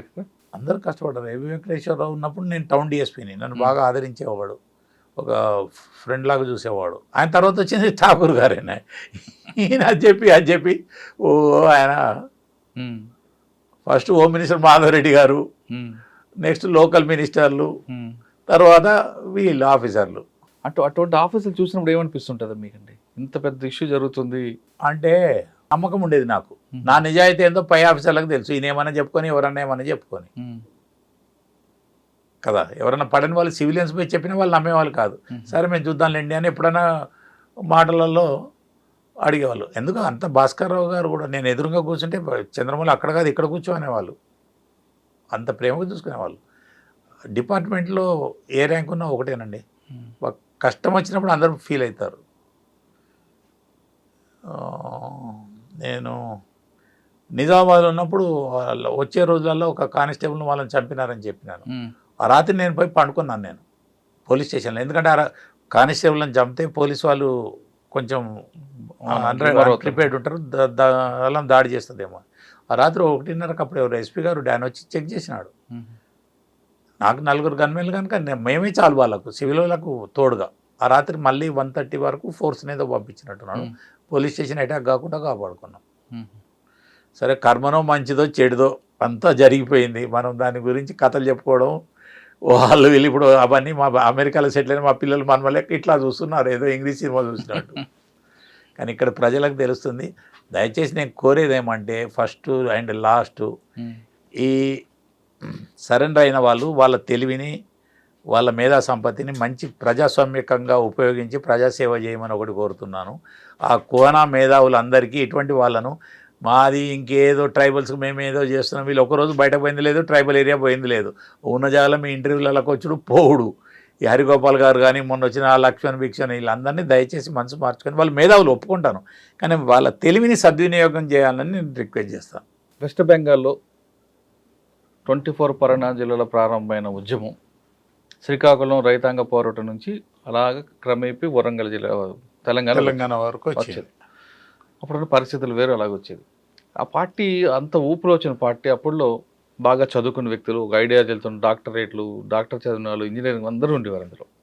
అది క్రమేపీ ఇంటర్నేషనల్ స్థాయికి వరకు వెళ్ళింది, నేపాల్ అవంతా కూడా. తర్వాత ఎందుకు క్రమేపీ అది తగ్గిపోవడం కారణం అనుకుంటారు? అంటే ఐడియాలజీతో వచ్చిన వాళ్ళు ఎందుకు దానికి దూరం అయ్యారు? అంటే ఒకటి చెప్తాను మురళి గారు, తర్వాత నా ఎక్స్పీరియన్స్తో చేసింది, ఇదే పుస్తకాలలో ఉండదు.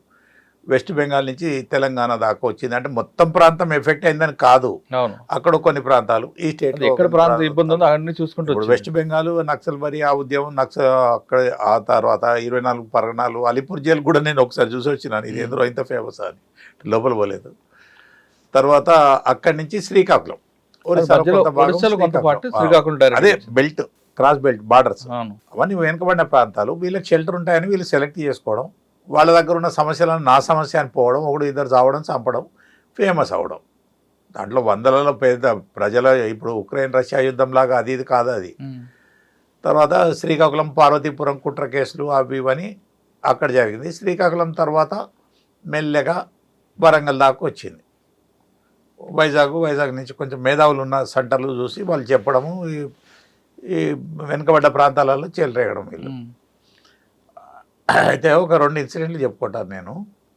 ఒకప్పుడు పార్టీ బలపడింది అంటే అక్కడున్న వాళ్ళతో లింకులు పెట్టుకునే స్థితికి వచ్చినారు. మొత్తం ఏరియా రెడ్ కాలేదు, కలకత్తా సిటీ అంతా రెడ్ కాదు, అది కాదు. ప్రజల దృష్టిలో ఎట్లా చెప్తారంటే మొత్తం భారతదేశం రెడ్ అయిపోయింది. ఒకసారి కొడపల్లి సీతారామయ్య మీటింగ్ పెట్టినట్టు నాకు ఎవరో ఇన్ఫార్మర్ చెప్పినాడు.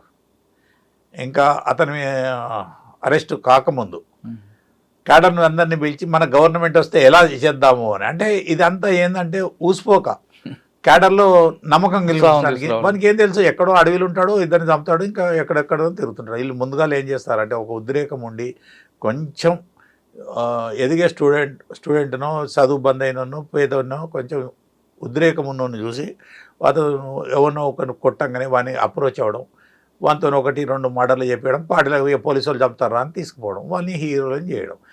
వాళ్ళ తల్లిదండ్రులు ఇప్పుడు ఎన్ఆర్రెడ్డి ఉన్నాడు, ఎన్ఆర్రెడ్డిని ఎవరు సరెండర్ చేసినాడు? వాళ్ళ తండ్రి సరెండర్ చేసినాడు. మంచిగా లైమ్ లైట్లోకి వచ్చినాడు, ఆ భావాలు ఉండని ఏమని ఉండని ప్రచారం చేసుకుంటున్నాడు. అవి కాకుండా ఇటువంటి వాళ్ళని తీసుకొస్తారు. నేను కొంతమంది పేదోళ్ళకు ఆస్తులు అవి చూపెట్టి, ములుగు నుంచి ఒక అతను పోయి రాజమండ్రిలో ఉన్నాడు, సెటిల్ అయినాడు. ఇక్కడ ఏం లేకుండా అతనికి, నేను విన్నాను, నాకు తెలియదు. అతనికి ఒక 5-6 లారీలు వచ్చినాయట అక్కడ. ఆ లారీలలో వెళ్ళేటప్పుడు చేపలు, రైసు ఇవి పంపించేవాడట. ఎక్కడ దాకా? ఈశాన్య ప్రాంతాలు, సేనాపతి జిల్లా దాకా అస్సాం, మేఘాలయ, ఇంకా నాగాలాండ్. నేను అస్సాం దాకా పోయినాను, అంటే ఈ దీంట్లో కాదు, వేరే పనుల మీద. ఆ రాష్ట్రాల్లోనే బాగా పరిచయం, నాకు ఫ్రెండ్స్ కూడా ఉన్నారు. సో వచ్చేటప్పుడు ఏమొచ్చేటి అని తెలియదు, వచ్చేటప్పుడు లారీలలో ఏమొచ్చేటి అని తెలియదట.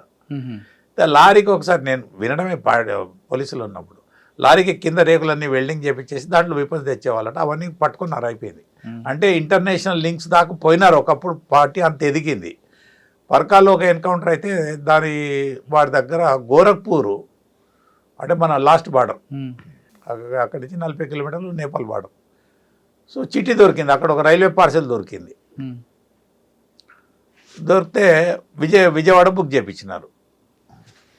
విజయవాడ బుక్ చేపిస్తే దాని మీద నేను పోయినాను. వారణాసి, మొగుల్ సరాయ్, ప్రతి జంక్షన్లో ఆగడం, వాళ్ళ రైల్వే దాంట్లో సిబిఐ అని చెప్పడం, వెతకడం, ఈ పార్సెల్ ఉందా లేదా చూడడం, అట్లా పోయి తిరగంగా 25 రోజులకు మా దాంట్లోనే వేరే వాళ్ళకి దొరికింది. నాకు దొరకలేదు, కానీ నాకు ఇన్ఫర్మేషన్ వచ్చింది పల్లెజాలు ఉంది, ఝాన్సీలు దొరికింది అని. అంటే నేపాల్ వరకు వెళ్ళారు మీరు? నేపాల్ దాకా వెళ్ళినాను, సునోలి అనే స్టేషన్ దాకా వెళ్ళాను. అంటే స్టేషన్ ఆక్కుంటూ వెళ్ళాలి? ఆక్కుంటూ అంటే మరీ పల్లెటూరు దాంట్లో ఉండదు, పార్సెల్ రూమ్లు కొంచెం పెద్ద స్టేషన్లు అయితేనే ఉంటాయి. అక్కడ పోయి ఈ పార్సెల్ ఉందా అంటే అప్పుడు ట్రాన్సిట్లో ఉంటాయి కదా, అక్కడ ఉందా, ఎక్కడ ఉండొచ్చు, అది ఇదని వెతుక్కుంటూ అన్నీ వెళ్ళాను. అప్పుడు కాశీ కూడా పోయినాను దర్శనానికి. వెళ్ళి ఎక్కడ తిరిగే టైం లేదు, కాశీ ఎందుకు చూడాలి, ఓడని అడిగినాను, ఇటు తిప్పు అన్నారు, గొడుగు తిప్పినాడు, పోయినాను, అంతే. అదే కాశీ. సో దేవుడు కూడా మొక్కున్నాం, వాళ్ళు మొక్కుతారు, మేము మొక్కుతాం. సో అంత బెల్ట్ ధన్బాద్ నుంచి విపన్స్ వచ్చేటి హన్మకొండకు, అవి కూడా కట్టేలు చేసినాం. కానీ టోటల్గా అతన్ని ప్రిపేర్ చేసుకొని తీసుకురాలేకపోయినా. 2 సార్లు ధన్బాద్ వెళ్ళినాను నేను. సార్ నిజామాబాద్లో పనిచేశారు మీరు? అవును. నిజామాబాద్లో మీకు ఒక మంచి ఇన్సిడెంట్ ఉంటుంది ఒకటి, ఒక పాత కోట, సింగాపల్లి అనుకుంటా, చిన్నపల్లి వెళ్తుంటే రైల్వే స్టేషన్. అవును, అక్కడికి వెళ్ళడమే కష్టం. క్లీన్ అయింది కదండి, కానీ అక్కడ వెళ్ళడమే కష్టం. వెళ్ళిన తర్వాత ఆపరేషన్ అలా చేశారు. అక్కడ డెడ్ బాడీలు తీసుకురావడానికి గూడ్స్ ట్రైన్ ఆపి తీసుకొచ్చారు, వాస్తవం? చాలా కష్టమైంది. అంటే మామూలు చేసినారు, ఫస్ట్ ఆపరేషన్ లేను. ఇప్పుడు రవిశంకర్ అయినారు అనుకుంటా, స్పెయిన్ అయినారు. అంతకుముందు ఆనంద్ గారు ఉండేది.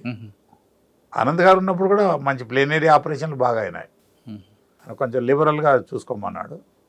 టౌన్ చుట్టుపక్కల ఇవన్నీ, నిజామాబాద్ టౌన్కు 4 పక్కల అడవే ఉంది. సీర్నపల్లి వ్యాపించింది. ఈ సీర్నపల్లి ఇటు గోరెంటాల్ తర్వాత సిద్దిపేట దాకా వస్తుంది, అటు మళ్ళీ నిజాం సాగర్ మహారాష్ట్ర దాకా పోతుంది. అడవి అక్కడక్కడ దాంట్లో వీళ్ళ షెల్టర్స్ అవి ఉండేవి. సార్ మీరు చాలా ఎక్స్చేంజ్ ఆఫ్ ఫైర్లు చూసారు కదా, దాదాపు 20-30 ఉంటుండొచ్చు మీకు. ఎందుకు అవన్నీ? సరే, ఆ ఎక్స్చేంజ్ ఆఫ్ ఫైర్లో కొన్ని అనుకోపోయి 20 కాదు 10 అనుకోండి. సరే ఫిగర్ వదిలేండి.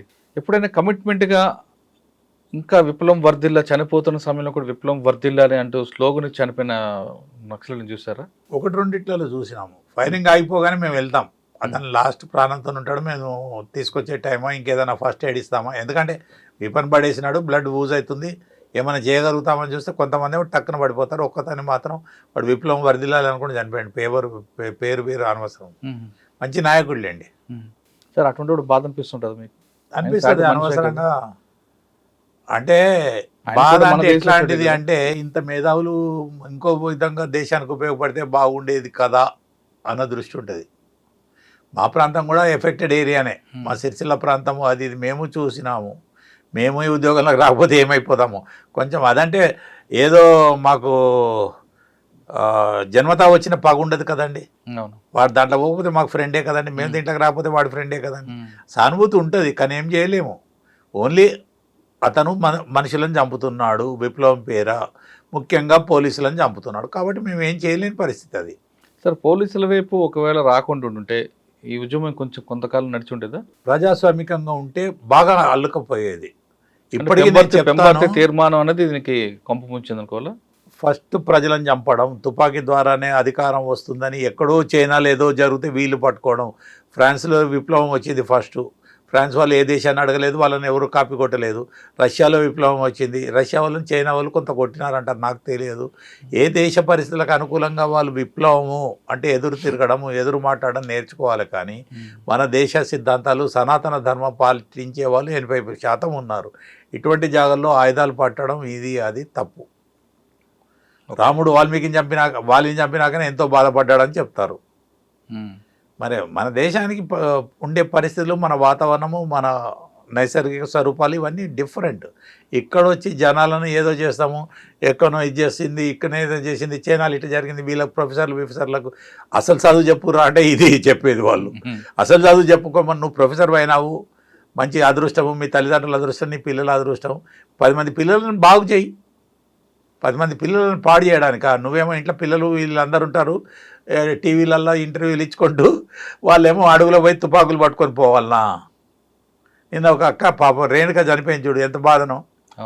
ఎల్ఎల్బి చేసింది, మంచి ప్రాక్టీస్ చేసుకుంటూ ఉంటే హ్యాపీగా ఉండేది కదా.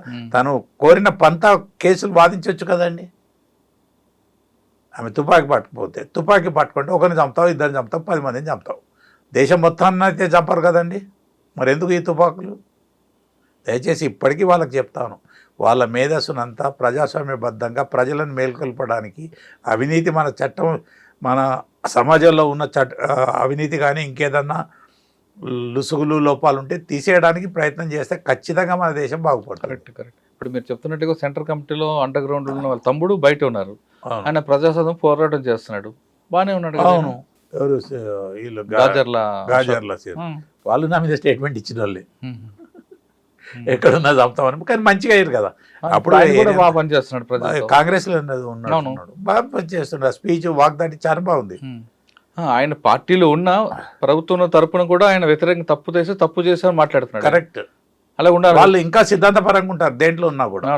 వాళ్ళ కమిట్మెంట్ ఉంటుందండి వాళ్ళ. అది సార్ ఫైనల్గా చెప్పండి, రిటైర్ అయిన తర్వాత ఏం చేస్తున్నారు మీరు? నేను 2018 నుంచి, అంటే 7 సంవత్సరాల నుంచి ఆ పుష్పగిరి శంకరాచార్యులు మన తెలుగు వాళ్ళకి, ఇప్పుడు కన్నడ వాళ్ళకి శృంగేరి ఎట్లనో, తమిళనాడు వాళ్ళకి ఇది ఎట్లనో, ఈ స్వామివారికి భూముల విషయము, ఆ పూజల విషయము అసిస్ట్గా ఉండమని మా అరవిందరావు గారు నాకు అప్పచెప్పినారు. నేను మొత్తం ఇప్పుడు ఎక్కువ దైవ కార్యంలోనే ఉంటున్నాను.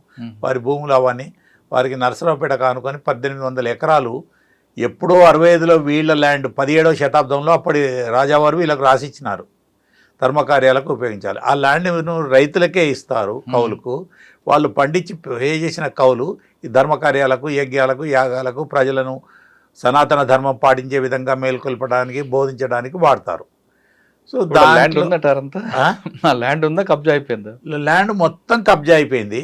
బ్రహ్మానందరెడ్డి గారు ముఖ్యమంత్రి ఉన్నప్పుడు ఒక 45-54 ఎకరాలలో NSP Nagarjuna Sagar project chief engineer office Nagarjuna సాగర్లో ఉంటే సూపరింటెండింగ్ ఇంజనీర్ ఆఫీస్ ఈ ల్యాండ్లో కట్టుకున్నాడు. వాళ్ళ ఊరు చివరి దాకా, ఆయన జ్యూరిస్డిక్షన్ చివరి విలేజ్ దాకా కాలువ తీసుకున్నాడు. వెంకటరావు గారు ఇటు తీసుకున్నాడు. మా కేసీఆర్ గారు ఏదో ఒకటి తనుండే ప్రజలు ఏరియా డెవలప్ చేయాలని చేసినాడు. నేను అది చేసి రికార్డు అన్నీ చూసి అది చేస్తే దానికి మాది ఎండోమెంట్ టేక్ ఓవర్ ల్యాండ్ అండి. మా మఠము, ఈ పీఠము ఎండోమెంట్ అడ్మినిస్ట్రేషన్లో ఉంది. ప్రతి పైసాకు లెక్క ఉంటుంది, ప్రతి పైసాకు ఆడిట్ ఉంటుంది, ఒక దేవాలయం లాగా. సార్ ఇప్పుడు ఆ ల్యాండ్ కబ్జా అయితే వెళ్తుంటారు. అవును. ఒక పోలీస్ ఆఫీసర్గా మీరు వెళ్ళి రిటైర్ పని చేసినప్పుడు, వాడు ఆ కబ్జాలు ఉన్నప్పుడు మళ్ళీ కోపం వస్తుంటుందా మీకు? లేదు ఇప్పుడు శాంతియుతంగా దైవభక్తి చర్చలు మాట్లాడితే నాకు అక్కడ ఒక పెద్ద మనిషి చెప్పినాడు, ఏ భూసాదైనా ఏ గొడవ అయినా కూడా కోర్టులో కంటే మాట్లాడుకుంటే తొందరగా అయినా కాకుండా పరిష్కారం అవుతాయి సార్ అని. అదే పాటిస్తున్నాను. 7 సంవత్సరాల నుంచి దాదాపు నేను ఒక 400-500 ట్రిప్పులు కొట్టినాను. పొద్దున్న 4 గంటలకు వెళ్తాను, వెళ్ళి నల్గొండ మిర్యాలగూడ నుంచి పిడుగురాల దాటి నర్సరావుపేట వెళ్ళి నర్సరావుపేట దాకా ఈ టైంలో ఉండి ఇక్కడ నుంచి విజయవాడ వచ్చి అడ్వకేట్లతో మాట్లాడి రాత్రి 2 గంటలకు వస్తాను. మళ్ళీ పొద్దున జిమ్ చేసుకుంటాను, మళ్ళీ అవసరం ఉంటే మళ్ళీ పోతాను. సో స్వామివారి మరి దేవుడి అనుగ్రహం, స్వామివారి పనిచేస్తున్నానని నాకైతే ఎలాంటి రుగ్మత రోగాలు లేవు, బీపీలు షుగర్ లేకుండా ఆరోగ్యంగా పనిచేస్తున్నాను. మేము గెలిచినాం, మేము కాంప్రమైజ్ అయినాము. ఇప్పుడు సర్వే కూడా అయిపోయింది. అగ్రికల్చర్ ల్యాండ్స్ ఎంత, ఇండ్ల జాగాలు ఎంత, కమర్షియల్ ల్యాండ్స్ ఎంత, దాని ప్రకారం వాళ్ళు మాకు డబ్బు కట్టి ఇవ్వడానికి ఉన్నారు. అన్ని బ్యాంకుల్లో జమ చేస్తారు. అంతా ప్రభుత్వం సూపర్విజన్లోనే జరుగుతుంది. ఏదో మఠానికి ఎందుకు, దేవునికి ఎందుకు ఇవన్నీ అని వీళ్ళంతా లంపెన్గాళ్ళు, లంపెన్ కమ్యూనిస్టులు అంటారు, కానీ అదంతా తప్పు. సార్, మీరు డిపార్ట్మెంట్కి వచ్చినప్పుడు ట్రెడిషనల్ క్రైమ్ ఒకవైపు మావోయిజం ఉండేది, అది క్రమేపీ తగ్గిపోయింది. తర్వాత వైట్ కలర్ రెఫరెన్స్, తర్వాత సైబర్ క్రైమ్ ఇప్పుడు నడుస్తుంది ట్రెండ్. ఈ సైబర్ క్రైమ్ ఉన్న ఈ జనరేషన్లో పోలీస్ డిపార్ట్మెంట్లో వచ్చే వాళ్ళకి మీరు ఇచ్చే మెసేజ్ ఏంటి? అప్పటికి ఇప్పటికి ఒక తేడా చెప్పాలనా అండి? అప్పుడు ఒకటే నక్సలిజం బాధ, నక్సలిజం పోయింది, ఇప్పుడు 10 బాధలు మొదలైనాయి. బాధలు ఎన్నో రకాల. అంటే నక్సలిజం ఉంటే బెటర్ అంటారా? లేదు, చచ్చ అది మోస్ట్ డేంజరస్. దాంట్లో బలవుతున్నారు, దీంట్లో మనుషులు చావడం లేదు, కానీ మిగతా అన్ని రోగాలు, అన్ని రుగ్మతలు, అన్ని కేసులు, అన్ని నేరాలు ఉన్నాయి. దీనికి ప్రజలను మేల్కొల్పడం ఒక్కటే ఉద్దేశం. తర్వాత ఈ మధ్యలో ఇటీవల పోలీసులను బాగా రాజకీయం చేస్తున్నారు, అది చేయొద్దు. అండ్ నేను మా డీజీలు, కాబోయే డీజీలు, అధికారులకు కూడా మనం ఏంటంటే, అటువంటి ప్రభుత్వం చెప్తే ఆ ఉద్యోగానికి రాకుండా ఉన్నది నయం, కానీ అక్కడికి వచ్చి ఫోర్స్లంతా బెదిరించి చిన్నవాళ్ళు ఏడుస్తారు. ఉద్యోగం పోతే ఉద్యోగం 1 నెల జీతం ఫస్ట్కు రాకుండా 10వ తారీఖు వస్తే ఉపవాసాలు పండే కుటుంబాలు పోలీసుల్లో కూడా ఉన్నాయి. ఇటువంటి వాళ్ళను రాజకీయాలకు వాడుకొని వాళ్ళకి ఇష్టమైతే రేపు ఇంకో పార్టీ కూడా వస్తే ఇంకో పగబడుతున్నాడు, ఇంకోటి వస్తే ఇంకోళ్ళు పగబడుతున్నారు. అటువంటి వచ్చే టైంలో ఒక ఆఫీసర్ స్టార్టింగ్లో మంచి జోష్లో పనిచేస్తారు, రిటైర్ అయ్యే వరకు కొంతమంది ఉంటారు అదే జోష్లో. కానీ కొంతమంది స్టార్టింగ్లో జోష్లో ఉంటే తర్వాత అలా స్లో అయిపోతారు. అటువంటి ఆఫీసర్లు దీనికి నా పర్సనల్ ఒపీనియన్ చెప్తాను, ప్రజలు నన్ను తిట్టగానే కొట్టుకొని. ఈ చిన్న రాష్ట్రాలు ఐపీఎస్లను, ఆఫీసర్లను, ఐఏఎస్లను స్టేట్ గవర్నమెంట్ అండర్లో చేయడము, తర్వాత వాళ్ళకి ట్రాన్స్ఫర్లు లేక అదే రాష్ట్రంలో ఉండడము, వాళ్ళ దాంట్లో కూడా దయచేసి జనాలు అనుకునే మాటలే, కులతత్వాలు, గ్రూపిజాలు అన్నీ పెరుగుతున్నాయి అని ఒక టాక్. దాన్ని బట్టే పోలీసుల మీద చెడ్డ పేరు వస్తుంది, పోలీసులను రాజకీయాలు వాడుకుంటున్నారు. ఆ ఒక్క పోస్టు డీజీ గారు ఇట్లాంటి పనులకైతే నేను మా వాళ్ళని చేయడానికి ఒప్పుకోనండి, నాకు ఇస్తే ఇవ్వండి లేకపోతే లేదని ఒక్క మాట అంటే ఏ డీజీ గారు అయినా వస్తే డీజీ గారు చెప్పండి ఫోర్స్ వినదు. అవును. అండ్ లాస్ట్ కొద్ది సంవత్సరాల నుంచి మన దగ్గర ఏమైందంటే ఎమ్మెల్యే రికమెండ్ చేస్తే ఇన్స్పెక్టర్ పోస్టింగ్, డిఎస్పీల పోస్టింగ్లు అవుతున్నాయి. దాన్ని బట్టి టోటల్ రాజకీయమైంది అని ప్రజల్లో ఒక నానుడి ఉంది. దాంతో మాకు చెడ్డ పేరు వచ్చే మాట మాత్రం నేను, అంటే నా ఆత్మకైతే సమాధానం చెప్పుకోవాలి కదండి, మీకు ఎట్లా చెప్పినా కూడా. సార్, ఇటువంటి పరిస్థితుల్లో అంటే ఆత్మను చంపుకొని మన ఉద్యోగం చేస్తున్న ఈ రోజుల్లో పోలీస్ డిపార్ట్మెంట్ రావాలి అనుకున్న వాళ్ళకి మీరు ఇచ్చే మెసేజ్ రమ్మంటారా వద్దంటారా? ఒక్కటి, ప్రమోషన్ల కొరకు, డబ్బుల కొరకు రావద్దండి దయచేసి. కొంతమంది కాకుండా కొంతమందికైనా నేను వాళ్ళకి జరిగే అన్యాయాన్ని అరికడతాను, కొంతమందికి అన్యాయం జరిగితే న్యాయం చేస్తాను అనే భావన ఉంటేనే రావాలి. సపోజ్ నేను డిఎస్పీకి ఉండగా జాబ్ విడిచిపెట్టాను, నా రిటైర్మెంట్ కంటే ముందే నాకు వద్దన్నాను. నాకు వచ్చేది అడిషనల్ ఎస్పీ నేను చేసిన పనులకు. అండ్ నా దగ్గర పనిచేసిన వాళ్ళు ఎస్పీలు, డిఐజీలు అయినారు, వాళ్ళ విషయం నేను మాట్లాడను. కానీ నేను ఎందుకు వద్దాను అనుకున్నాను, ఇంకా ఈ చెడు దాంట్లో ఉండకూడదు, నేను వెళ్ళిపోయింది, నాకు డిఎస్పీ అయితే అడిషనల్ ఎస్పీ అయింది. ప్రజలు గుర్తించాలి నా సర్వీసును, కానీ ప్రభుత్వం ఏంది ఇవాళ ఉంటుంది పోతుంది.